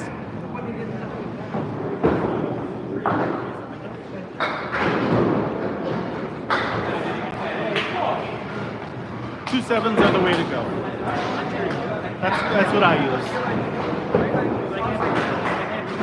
Is it good? I don't know. I mean, Candlepin bowling is good.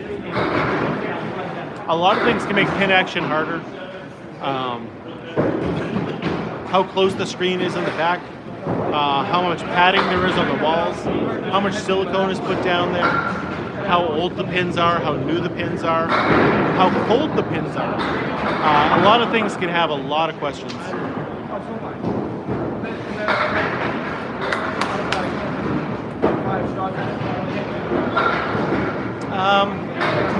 I don't know. I generally answer all the questions over there on TikTok, Jeff.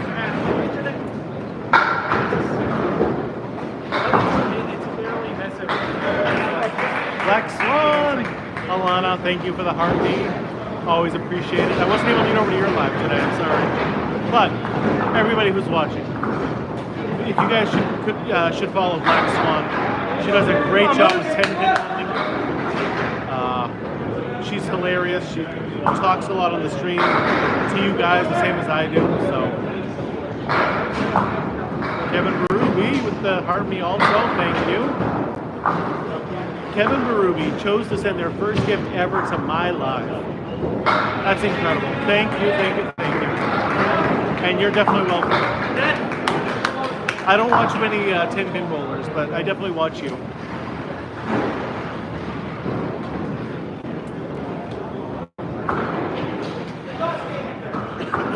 Oh, thank you, Kevin. I do appreciate it, believe me. Thank you for the chili peppers too, Black Swan.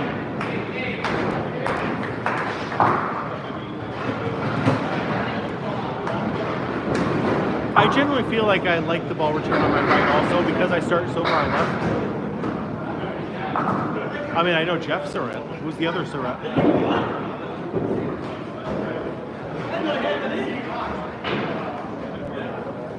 dead sidewalls can definitely have an impact on the scoring.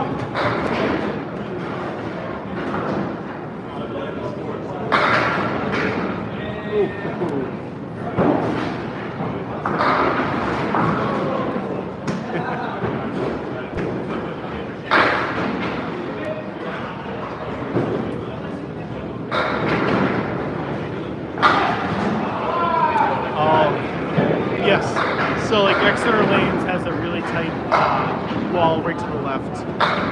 I've seen a few places that do that. Holyoke, I think, does that. The place in Manchester, Kings Lane or something like that, I believe they also have some really tight walls close to it.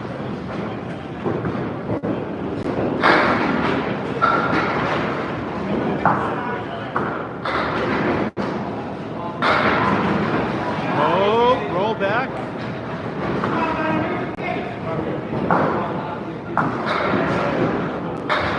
Yeah, I bowled the canal during the Richie Mayer tournament a couple times. I like that place. It's a nice house.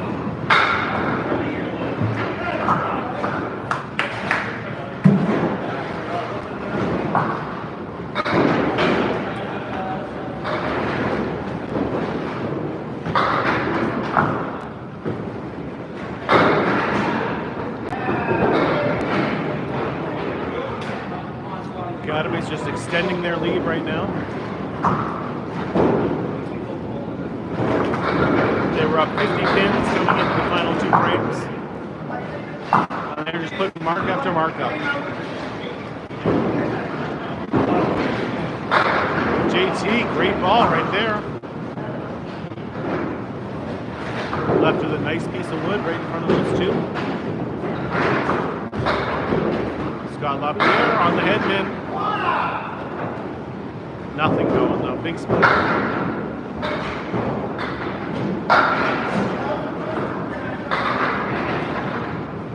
Asking his teammates where to hit this.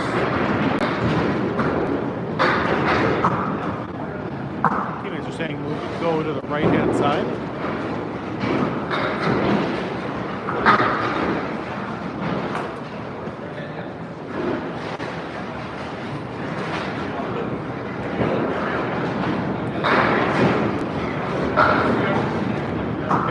That's what they were telling him, Kevin.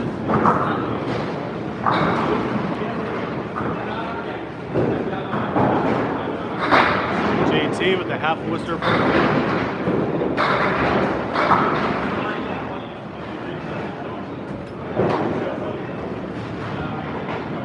Scott Lappierre. Leaving the diamond on the right hand side. Nope, please comment as many times as you can. The more people comment, the more people are talking, the better the algorithm likes it. So keep that going. Keep the likes coming in. Keep double tapping the screen as you're talking.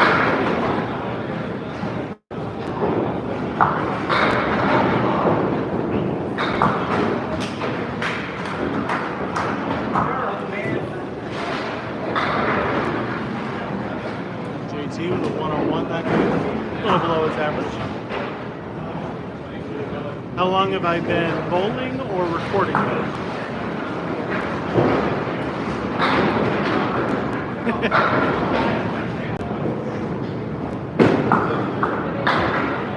Yeah, I can't wait for you to do that too, Ash. So I've been bowling like since I was a teenager. But I didn't start joining a league until I was in my early 20s. And then I didn't start like really taking it seriously and doing tournaments and stuff until about 2019. 2019, my younger son really fell in love with this game. And so I started going more and more into it with him, just because I had to stay ahead of him as a bowler, first of all. And then obviously if it was something we could do together, that's what I really wanted to do. So 2019 is when I really started taking it seriously and putting effort into getting better and better.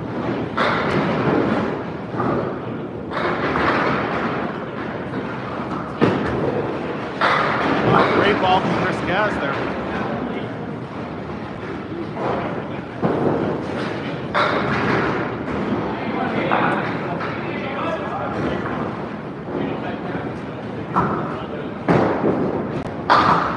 Even though prior to 2019, I was actually a better bowler. Around 2013, 2014, I was like a 115 average bowler at that point. But I wasn't really taking it seriously. Yes, the Bowlerama is in Portsmouth. It's a very nice alley.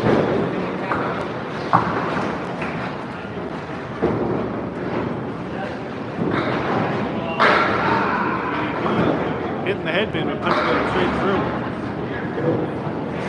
Getting a little action off to the side, but not really.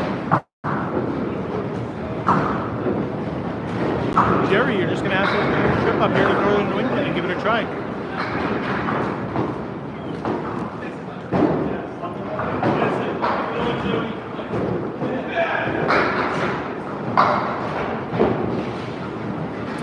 Oh yeah, of course, every Saturday morning, that's what we'd be watching. Me and my grandmother, you know, my family would be sitting there watching on Saturday mornings. Right after cartoons, they would be bowling on TV. There was no Candlepin place in Vegas. No. There's some duck pin, I believe, but no Candlepin.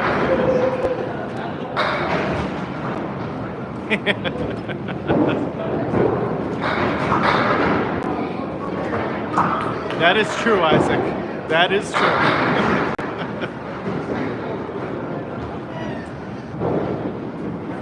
These lanes are 80 plus years old. So over the course of 80 years, you're going to get some wear and tear on the lanes. That is just a fact of New Jersey. That's what your boy said you needed right there. What? He said Minnesota. Yeah. Yep. It's not wrong.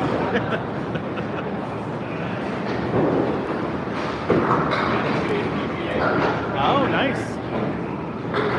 Johnson and Wales, that's a cooking school, right? So that means she cooks well, I'm assuming.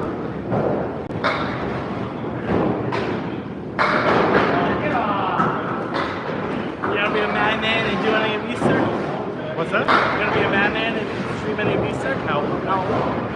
Easter's a holiday. I'll be doing that with some of my family. Yeah. Your bowling family.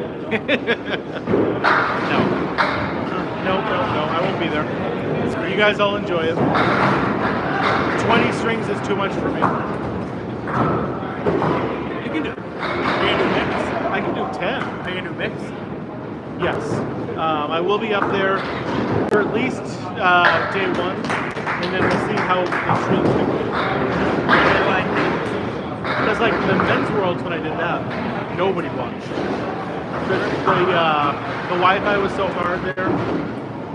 Yeah, it was a nightmare, and I only went to day one, did 2 matches, and then left.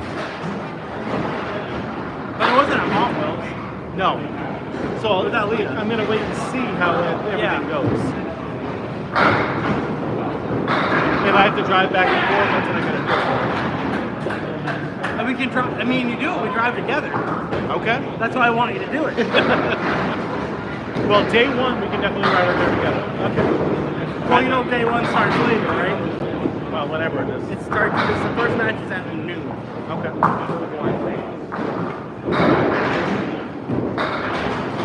I don't even know when it is. June. I know it's in June sometime. 27th. Okay, the end of June? Yeah. For 23rd, I don't plan ahead stuff like that. Which is why I'm bad at signing up for tournaments.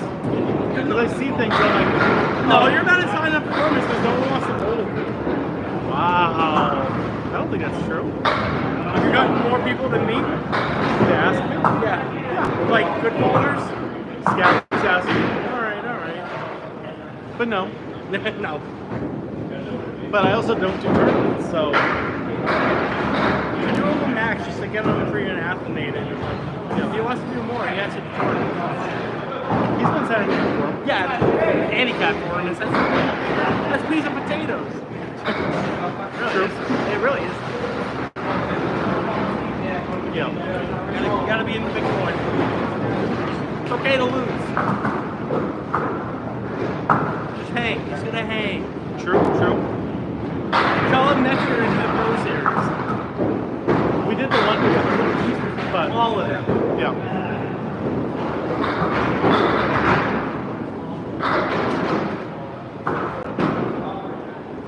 Yeah, I'm just bad at signing up for them. All the other tournaments. Yeah. Like I see them and I'm like, okay, that's a long ways away. I don't want to. I don't know what I'm like doing in June. I got Easter this weekend, 23rd, and then the next weekend in Maine, doing the 560. Yeah. Even when I did like the amateur Candlepin bowling tour a couple of years ago, I thought that was too much. It was once a month. I know. But then my friends would be like, oh, hey, you want to go camping this weekend? And I'd be like, no, this is the one weekend that I can't. Or, you know.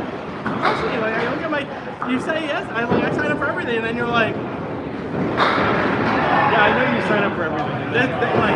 this game, like, tomorrow I'm doing 2 events for Exeter, for state, and then Sunday I'm doing Eastern. Following weekend I'm doing more states. Oh, no. Following weekend I'm in May. Following weekend after that, I'm doing more states. Following weekend after that, Millis once a month. Following weekend after that, That sounds awful. I don't think I have anything. Following weekend after that, I'm doing like the Stampede one at Tipper. 10 o'clock at night? Yeah, and then the next day, I'm doing the Teacher Rose. It's like, it's legit. It's like 3 hours after that event ends. I have to go to East Falls. Yeah, I'm not doing any of that stuff that JT was just saying.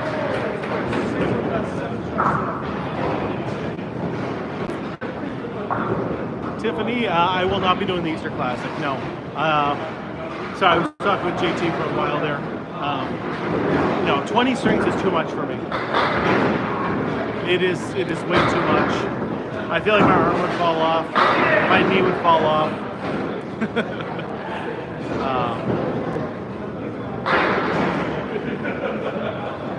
No, 20 is too much.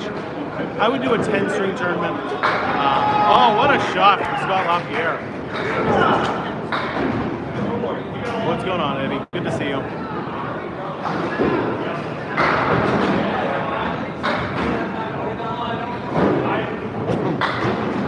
For the Four Horsemen, I generally try to play it on the inside, but I don't know. Sometimes I like the outside. Depends if there's wood, if there's no wood. But the inside I think is better.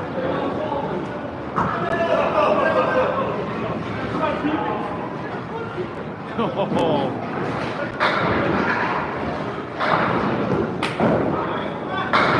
37 strings in a week. Yeah, see? This is why I don't sign up for tournaments. Oh, that sounds like so much bowling.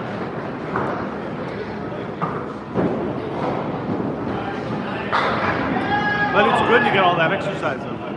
It really is.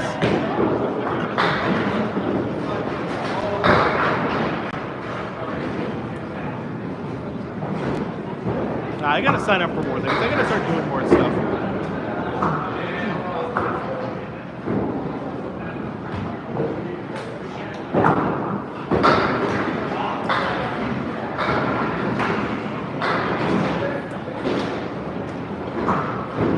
Especially during the summer, if I'm only doing a Tuesday night league, I'm definitely gonna have something else to do. I definitely won't have enough footage to make videos every single day.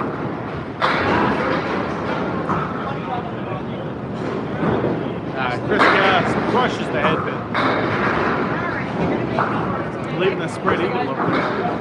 Eli Flowers, watching some bowling. What are you doing?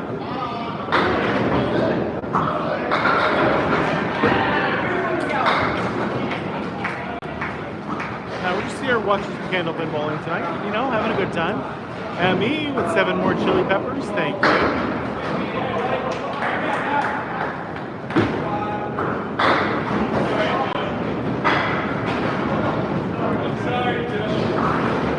Hey, happy Easter.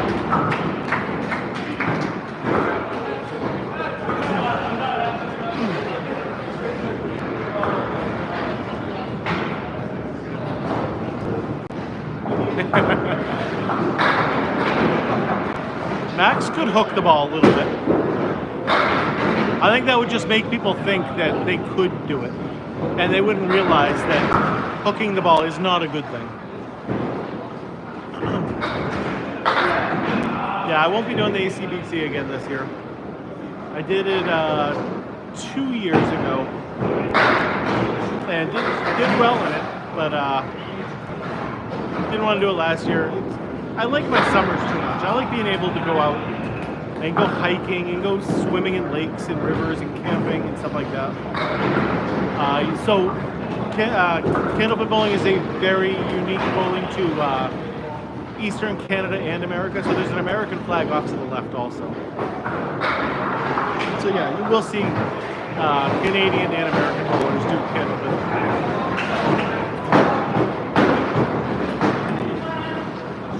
Kevin Marubi with 16 bracelets too. Thank you, buddy. Exactly. There's only so much nice weather, and I really don't want to be inside a bowling alley on those nice days. You know what I mean?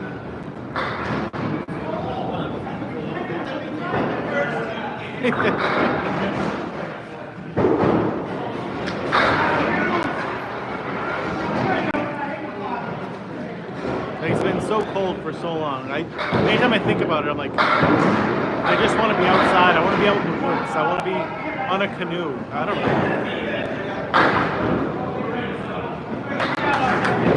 Yes, I have. I've bowled on that valley before. I know a guy who knows a guy. So we went bowling in the Dolphin Club one time.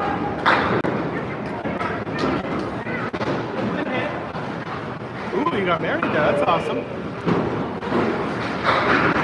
Yeah, me and the wife are going on a hike tomorrow. She's very nervous about it because her knee, she doesn't think is going to hold up. But she said she's going to go with me. So we'll see how that goes. We're going to go check out some waterfalls up in New Hampshire tomorrow.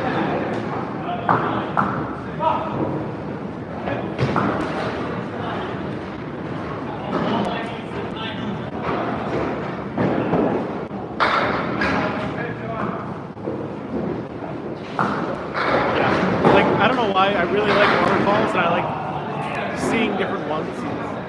So on my hikes I will generally look to see if there's waterfalls in a random place and I'll just walk that hike just to see it. So that's the plan for tomorrow. We're going to Barrington, New Hampshire and checking out the falls up there. Yeah, Bish Bash, that's on my list to do this summer also. Those are supposedly the best waterfalls in Massachusetts.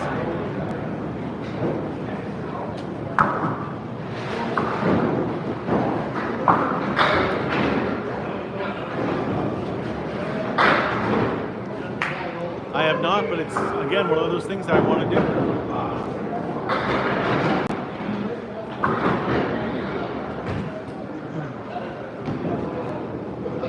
We've done a lot in New Hampshire, because generally when I do stuff I like to go north. But I'm going to go do more stuff this year.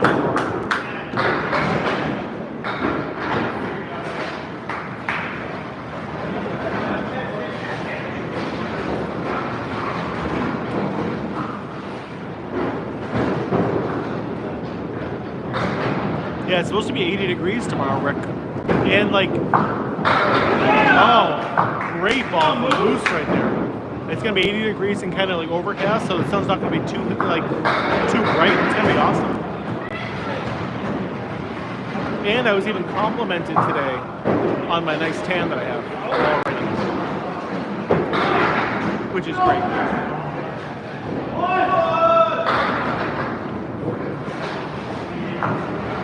I've been outside so much this spring so far. Cameron, this is called Candlepin bowling, and it is the best kind of bowling there is. Doesn't surprise me, Bobby. This is not a strike game. This is a spare game, or even a 10 game more than anything else. Strikes are very hard to get.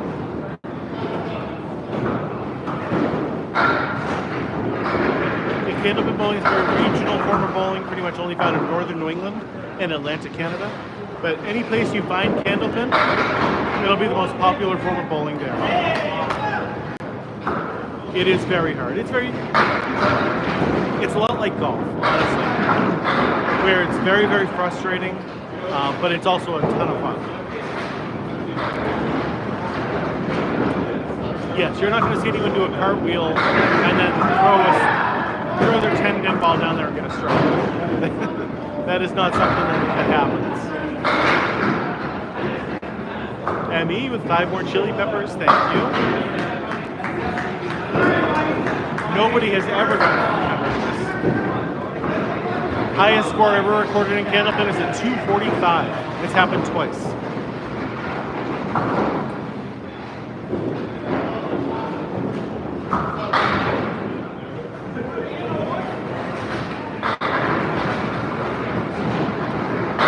Great ball. There's another strike for you. Kevin Marubi getting the #1 gifter badge with 38 popular votes. Let's go. Who's going to take that #1 gifter away from us? Emmy's right there with 5 more chili peppers.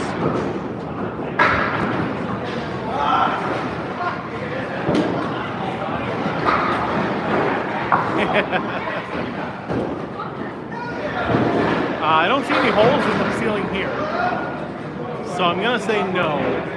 At least at this house.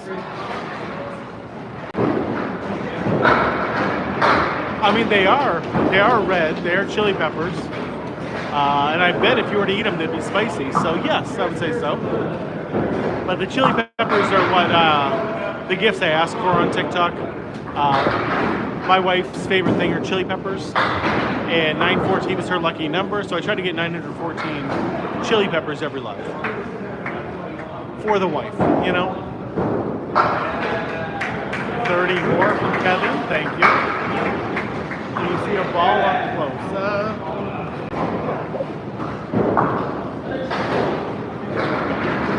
Good ball. We'll wait till they're done. Thank you.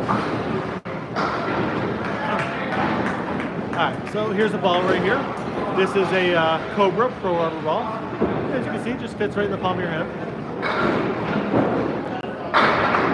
Oh, great ball from JT.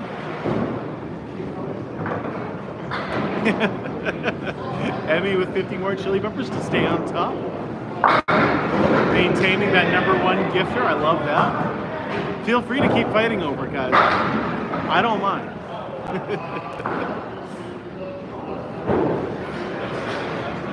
914 is her lucky number, yes. So when we first started dating, when we went to bed, it was generally a little after 9 o'clock, and it always seemed like whenever we looked at the 6:05. Oh, Central 3's taking it again. So it was always 9:14 when she looked at the clock, and then also the Kmart that she worked at was 9147. So she had that 914, and then just ever since then she's stuck with the number 914. And then it's weird if you look so many times that number shows up in different movies, hotels. The room that they'll be in will be 914. It's very strange how often that number pops up.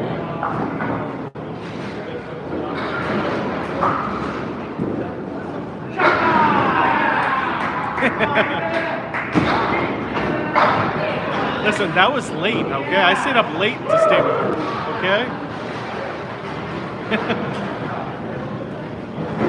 I get up between 2 and 3 a.m., so 9 o'clock is late at night for me.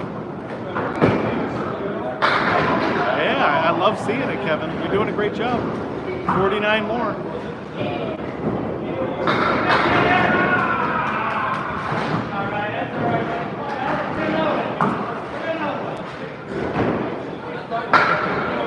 There you go, Chris. So I deliver bread, and I have to drive to my warehouse first, load up my truck, and then get to my stores when they open at 5 a.m.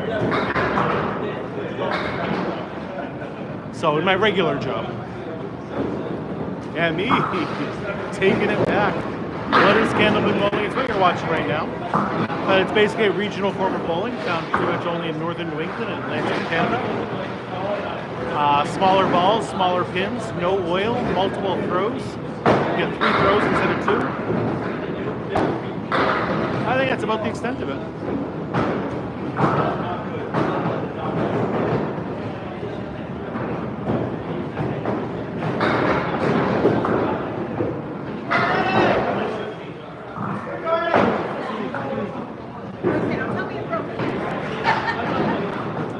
They have oil on the lanes, like oil patterns and everything like that, Kevin? Or is there just some grease and silicone on the lane? I don't think so. This game is very frustrating, yes. Great ball from Ed Woodside. Let's go. Oh, back-to-back strikes. A perfect score would be a 300. It has never happened. Come on, don't show this again. Decline. A 300 has never happened in the history of the game. 245 is the most that's ever happened.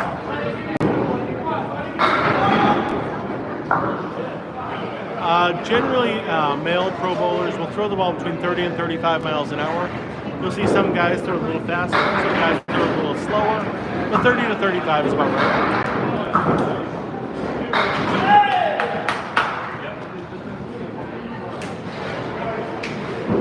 My high score is a 164. Did that about 3 years ago. Would love to beat that sometime soon.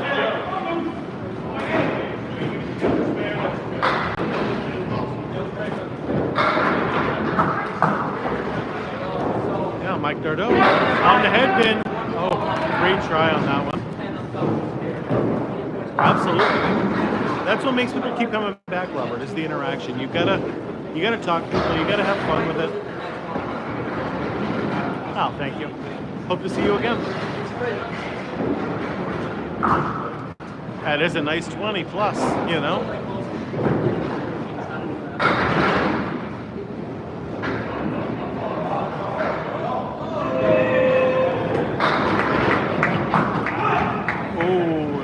Just missed it.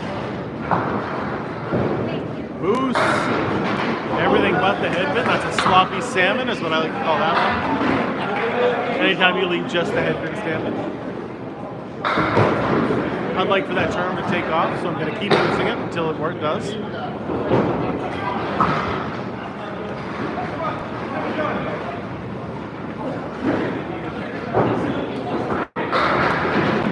So the pin was too far forward.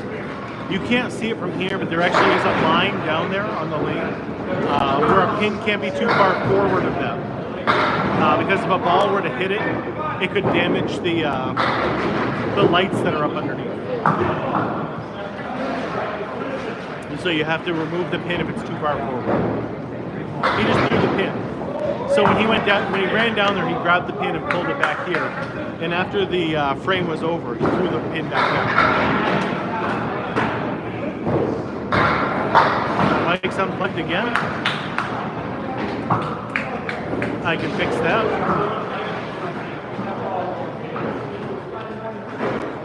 Yeah, sometimes the mic falls out. And then anytime that happens, just let me know.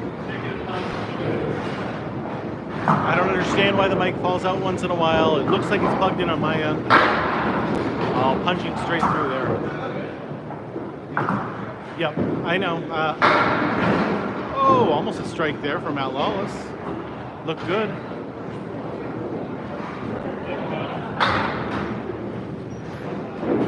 Yeah, Jasmine, thanks for letting me know. Anytime you hear that, just let me know. And it's easy, I just unplug it. And then plug it back in, but I don't know what makes it happen like that.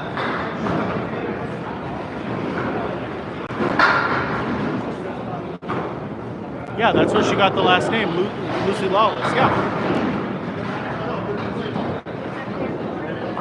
No, I'm pretty sure that would be like, if anything, his mother maybe. Isn't she pretty old now?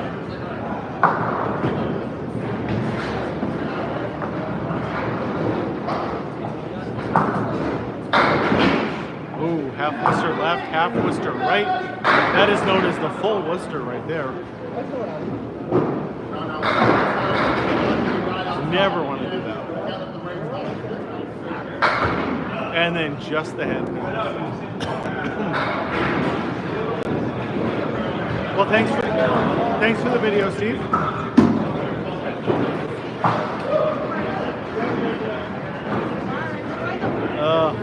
That's terrible, Jill. I'm so sorry. Yeah, the flu is rough. Why do they call it that? I mean, do you want to know the real reason why they call it the half Worcester?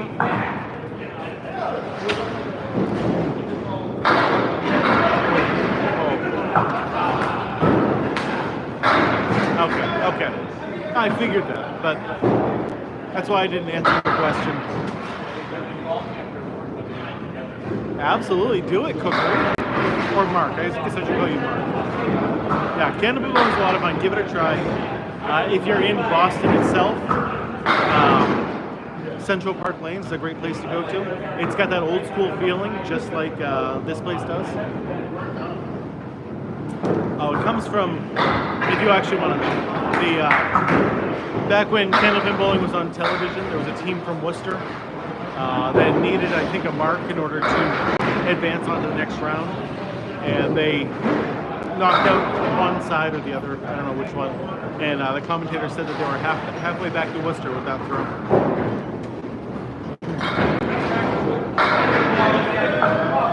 And then that half Worcester nickname just stuck from that one thing. You definitely throw, you roll the ball. There is a little bit of a spin, but not really. It's mostly just the ball rolling that's spinning.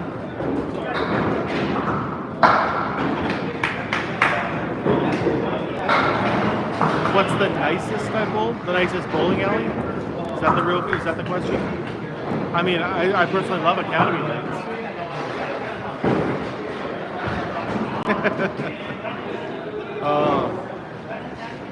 There is nothing worse than throwing two gutters after a strike.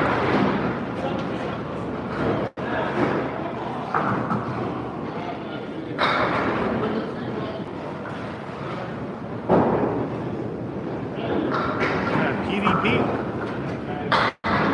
Off the head pin, off to the right. Chris Katz bouncing that ball right there.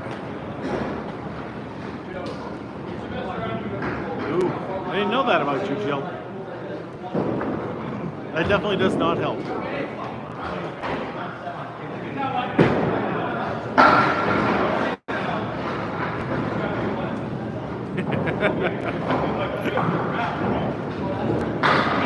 Man, whenever that happens to like one of my opponents, I don't say a word. I just kind of like, I don't even look at them because I know that they're going to be so angry. That's how it's pronounced. It's Haverhill.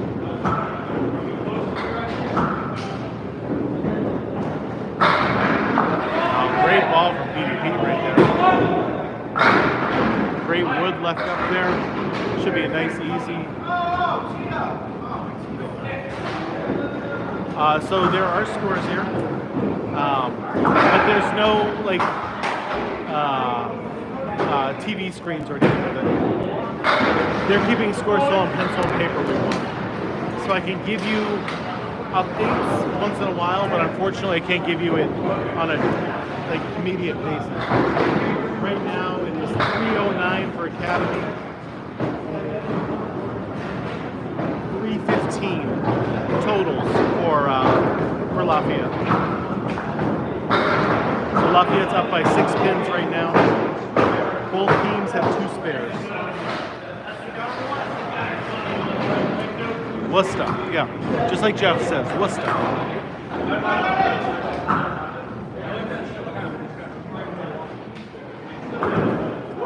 So Lafayette Lanes is the former name of Riverwalk Lanes. So this team has been around longer than Riverwalk Lanes.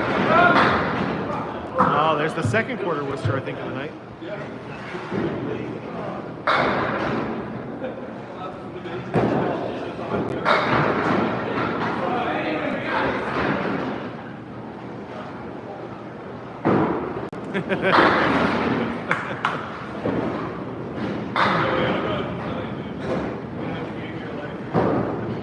Woodside. Oh, I thought that was the right place to play that too. I thought that was definitely going to be the spare. That is no good. That is just a 9 there for Ed Woodside. That went in the gutter.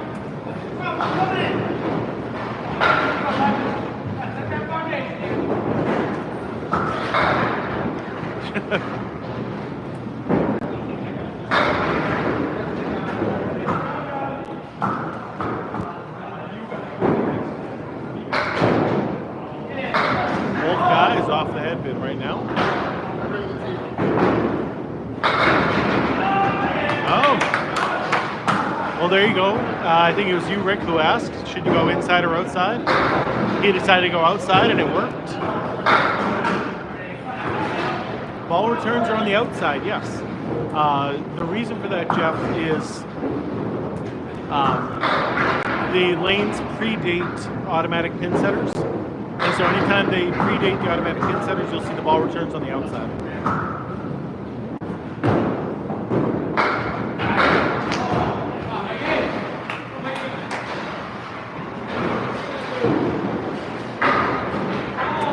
Candy with the heart me, thank you, thank you. Hello, Sandy, how are you tonight? Yes. Strikes are rare in Candlepin. Generally, your average Pro Bowler is only going to throw about 1 strike per game.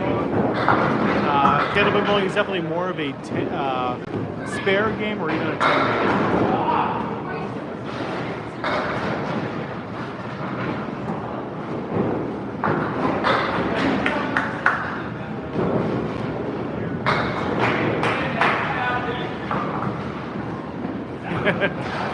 This is the Friday Night Pro League. Yes, it is. So it's a travel league. So right now, there's one home team and one away team. And then obviously, in different alleys around, you're going to see a different home team in different places.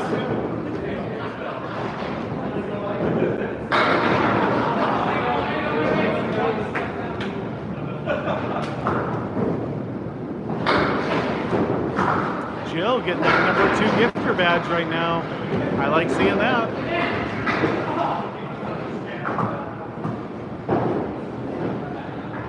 I want to know how you're going to do strength.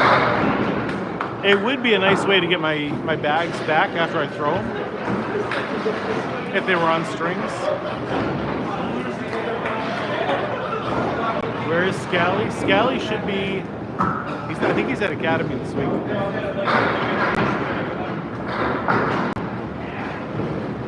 These aren't his team, Sweet Dem. We did bowl them though on last Tuesday, I think. I think it was last Tuesday. Not this past one, but the one before. I didn't see you there though.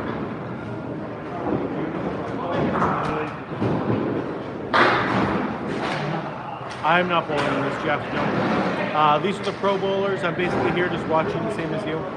I'm good enough to sub once in a while, but not quite good enough to maintain an average number of streams.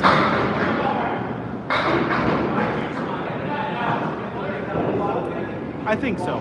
I think he just has to get more comfortable with going to tournaments all the time and doing stuff like that.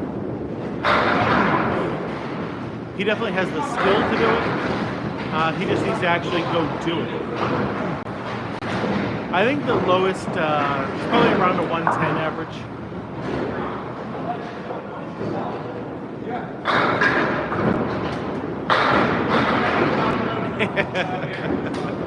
Yeah, that's it, man. That's it. When am I at Academy Lanes next? On Tuesday. Tuesday is my regular league night. I bowl there on Tuesdays.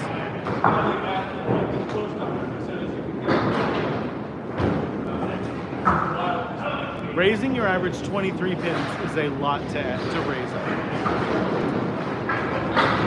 Just getting my average from a 105 to a 110 is almost impossible, I feel like. That's just 5 pins. That's one more mark per game. If I can average one more mark in a game, I'll be in that 110 average. But that's not easy to do.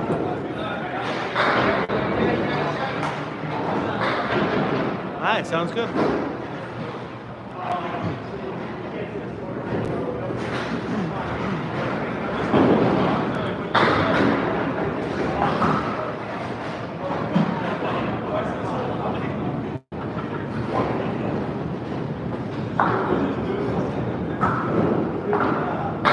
Oh, great ball from Scott Lapierre.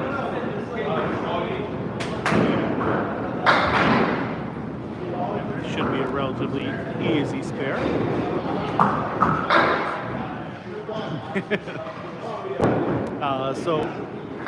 You can't see the scores here at Riverwalk Lanes. They don't have automatic scoring here. They still literally pencil and paper here.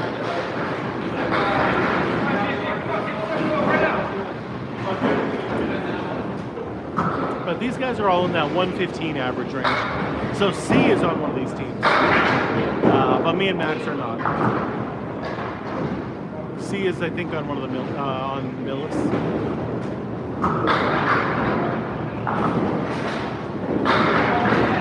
I love playing cornhole. Like my buddy that I played with all last summer is he's not around this summer. Hopefully he's back next summer. But so unfortunately, I don't know who I'm going to be playing with most.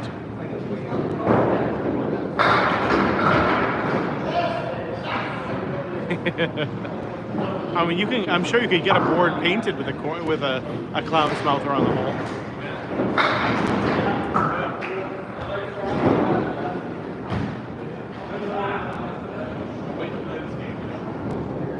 If I decided to do a cornhole league, would you guys want to watch that? Is that anything you guys would be interested in? Or is it just bowling? Or is it me talking?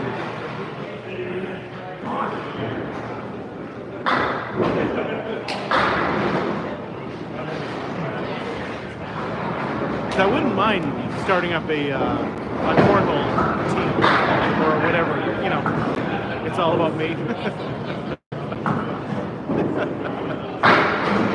Good call off work. I love that. Yes, okay.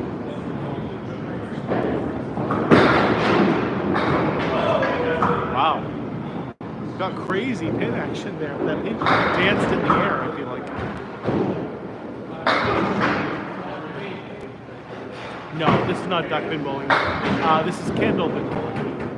Duck pin bowling pins look more like 10 pins, but short and stout. And these ones are tall and skinny.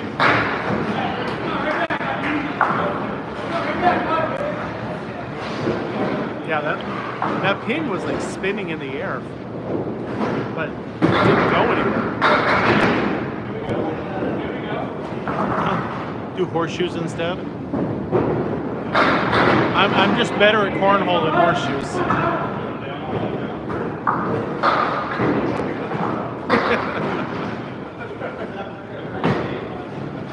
Sadly, I'm built like a 10 pin. Tall and wide around the middle. Yeah, you guys did say you wanted me to do some ASMR bedtime stories. Tuesday night at 7 o'clock will be my next live night.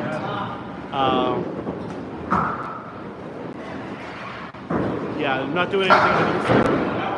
Oh, actually, you know what? I think I will be live on Sunday night for the championship in my Sunday league. I will be live for that.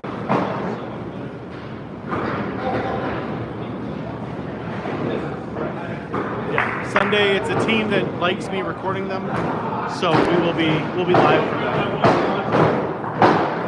Yeah, we are in first place. We're facing the second place team. All we need is 2 points on Sunday to clinch first place in the league. So it'll be exciting. Oh yeah, WrestleMania on Sunday night. Yeah, can you imagine? It's just the last week of the regular season. The championship is the following week, but we have to make sure we get first place. Great ball from lescarbeau too. Yep, there's 3 strings. You get 2 points for each game and 2 points for totals. Team only. Well, there's... Wow. 8 possible points, because if you tied, it would you'd get 1-1.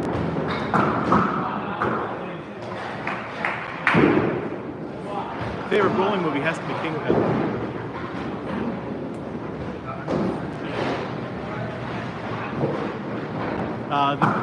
The pin that was sideways is considered down. If a pin is sideways, it's down. If the pin flips from one end to the other, it is also down. That is a very rare occurrence when it pops back up.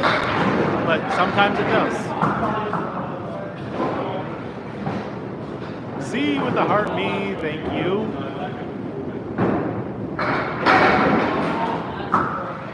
Always good to see you, C. Hello, hello. Hopefully you're having a good night.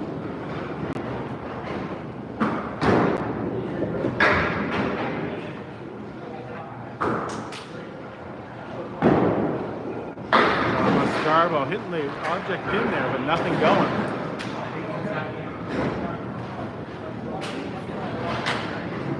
What are we at right now?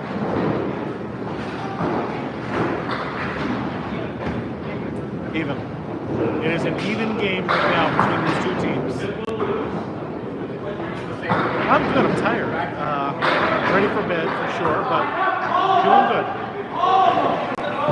Moose off the head pin, but I like the wood that he's got up there. Mike Nardone making his spare on the right hand side. Zark with the follow and the chili pepper, thank you. Rough right there. It was tie game going into this frame right here, so Academy's now up 1 plus a ball. Cheese guy, who's Cheese guy?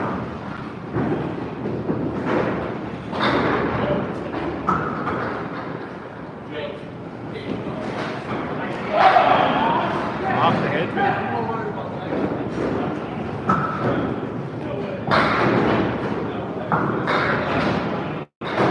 Oh, these guys, okay. These guys generally average between a 115 and a 120.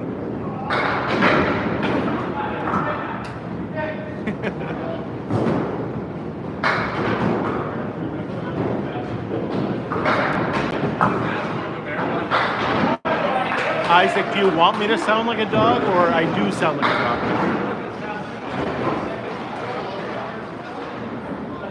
Canada bowling is very good. Remember, these are the pro bowlers, and you see them still struggling up there.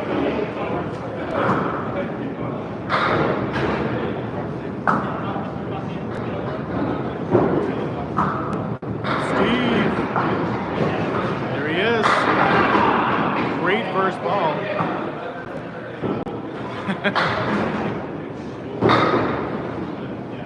Thinking back on it, I did go rough. Yep. Oh, misses. At Lawless. Great head pin hit, leaving the whole back row that was left before. 8, 9, 10. Scott trades for the share. 5.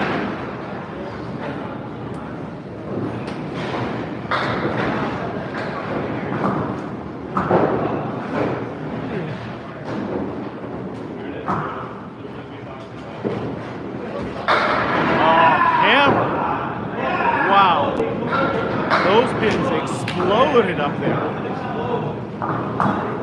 That might have a chance at one of those fastest strikes of all time. 3rd quarter Worcester. There's 3 of them.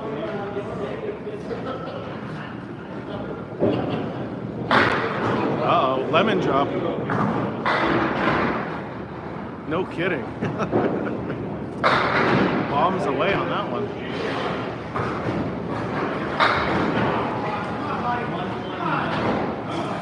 Pins there for Mount Lawless.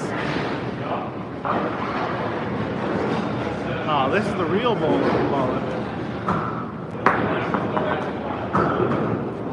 poullin. Hits the head pin again, but nothing going. What's going on, Eli? Yes. Yes, it is, Jeff. What's your question, Eli?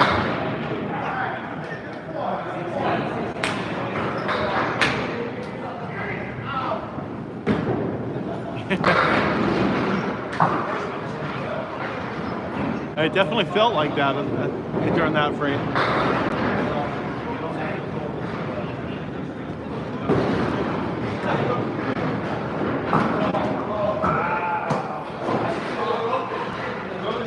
Nice. Always a good thing to do is go to church on Easter.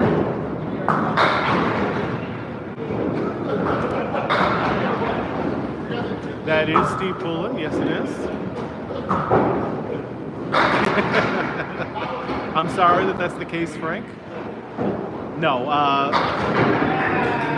Saturdays I can sleep in a little bit later, which is always good. This is the Pro League. Yes, it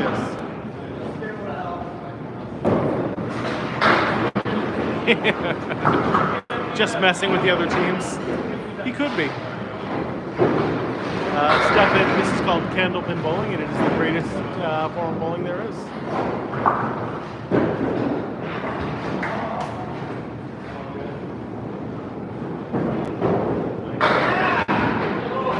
Well, tomorrow morning, me and the wife are going out for a hike. But Easter morning, we're going to my mother-in-law's house and doing like an Easter dinner over there. I'll probably play some games and do stuff like that.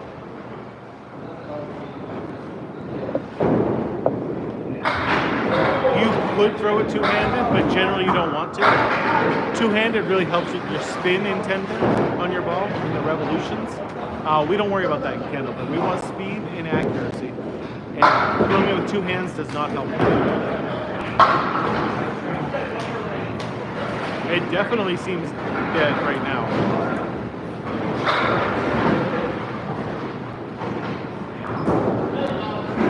Lane 5 has been rough tonight. Lane 6 has certainly been better.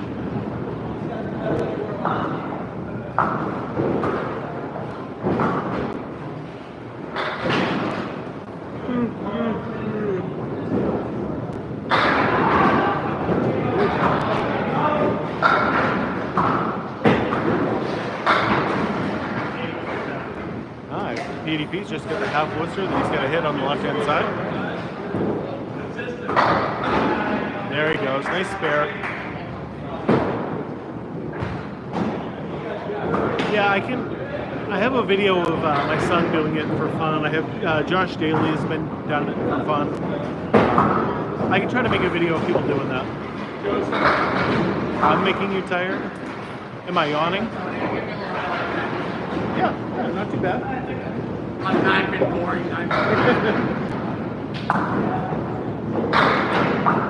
See, I generally don't show the single pins from you guys because I expect you guys to. That's why I do the strikes and nice shots. The ones that I look at, I'm like, I can't hit that. And then you guys do. They make it look easy sometimes. Sometimes, but then, like, I either see, oh my god, these guys are so good, or these guys are really pros.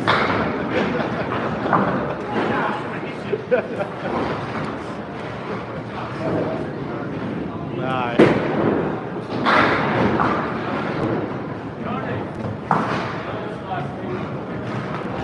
Doesn't surprise me.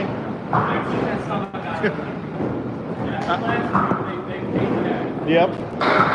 Alright, guys. Everyone on YouTube, thanks for coming down. Thanks for watching. Had a great day. All my mods, thanks for showing up and doing everything. Rick, thanks for hanging out all day. Appreciate it. JT, good seeing you. And have a great one. Have a happy Easter. I'll see you Sunday night. I will be live on Sunday night with my regular league. So I'll see you then.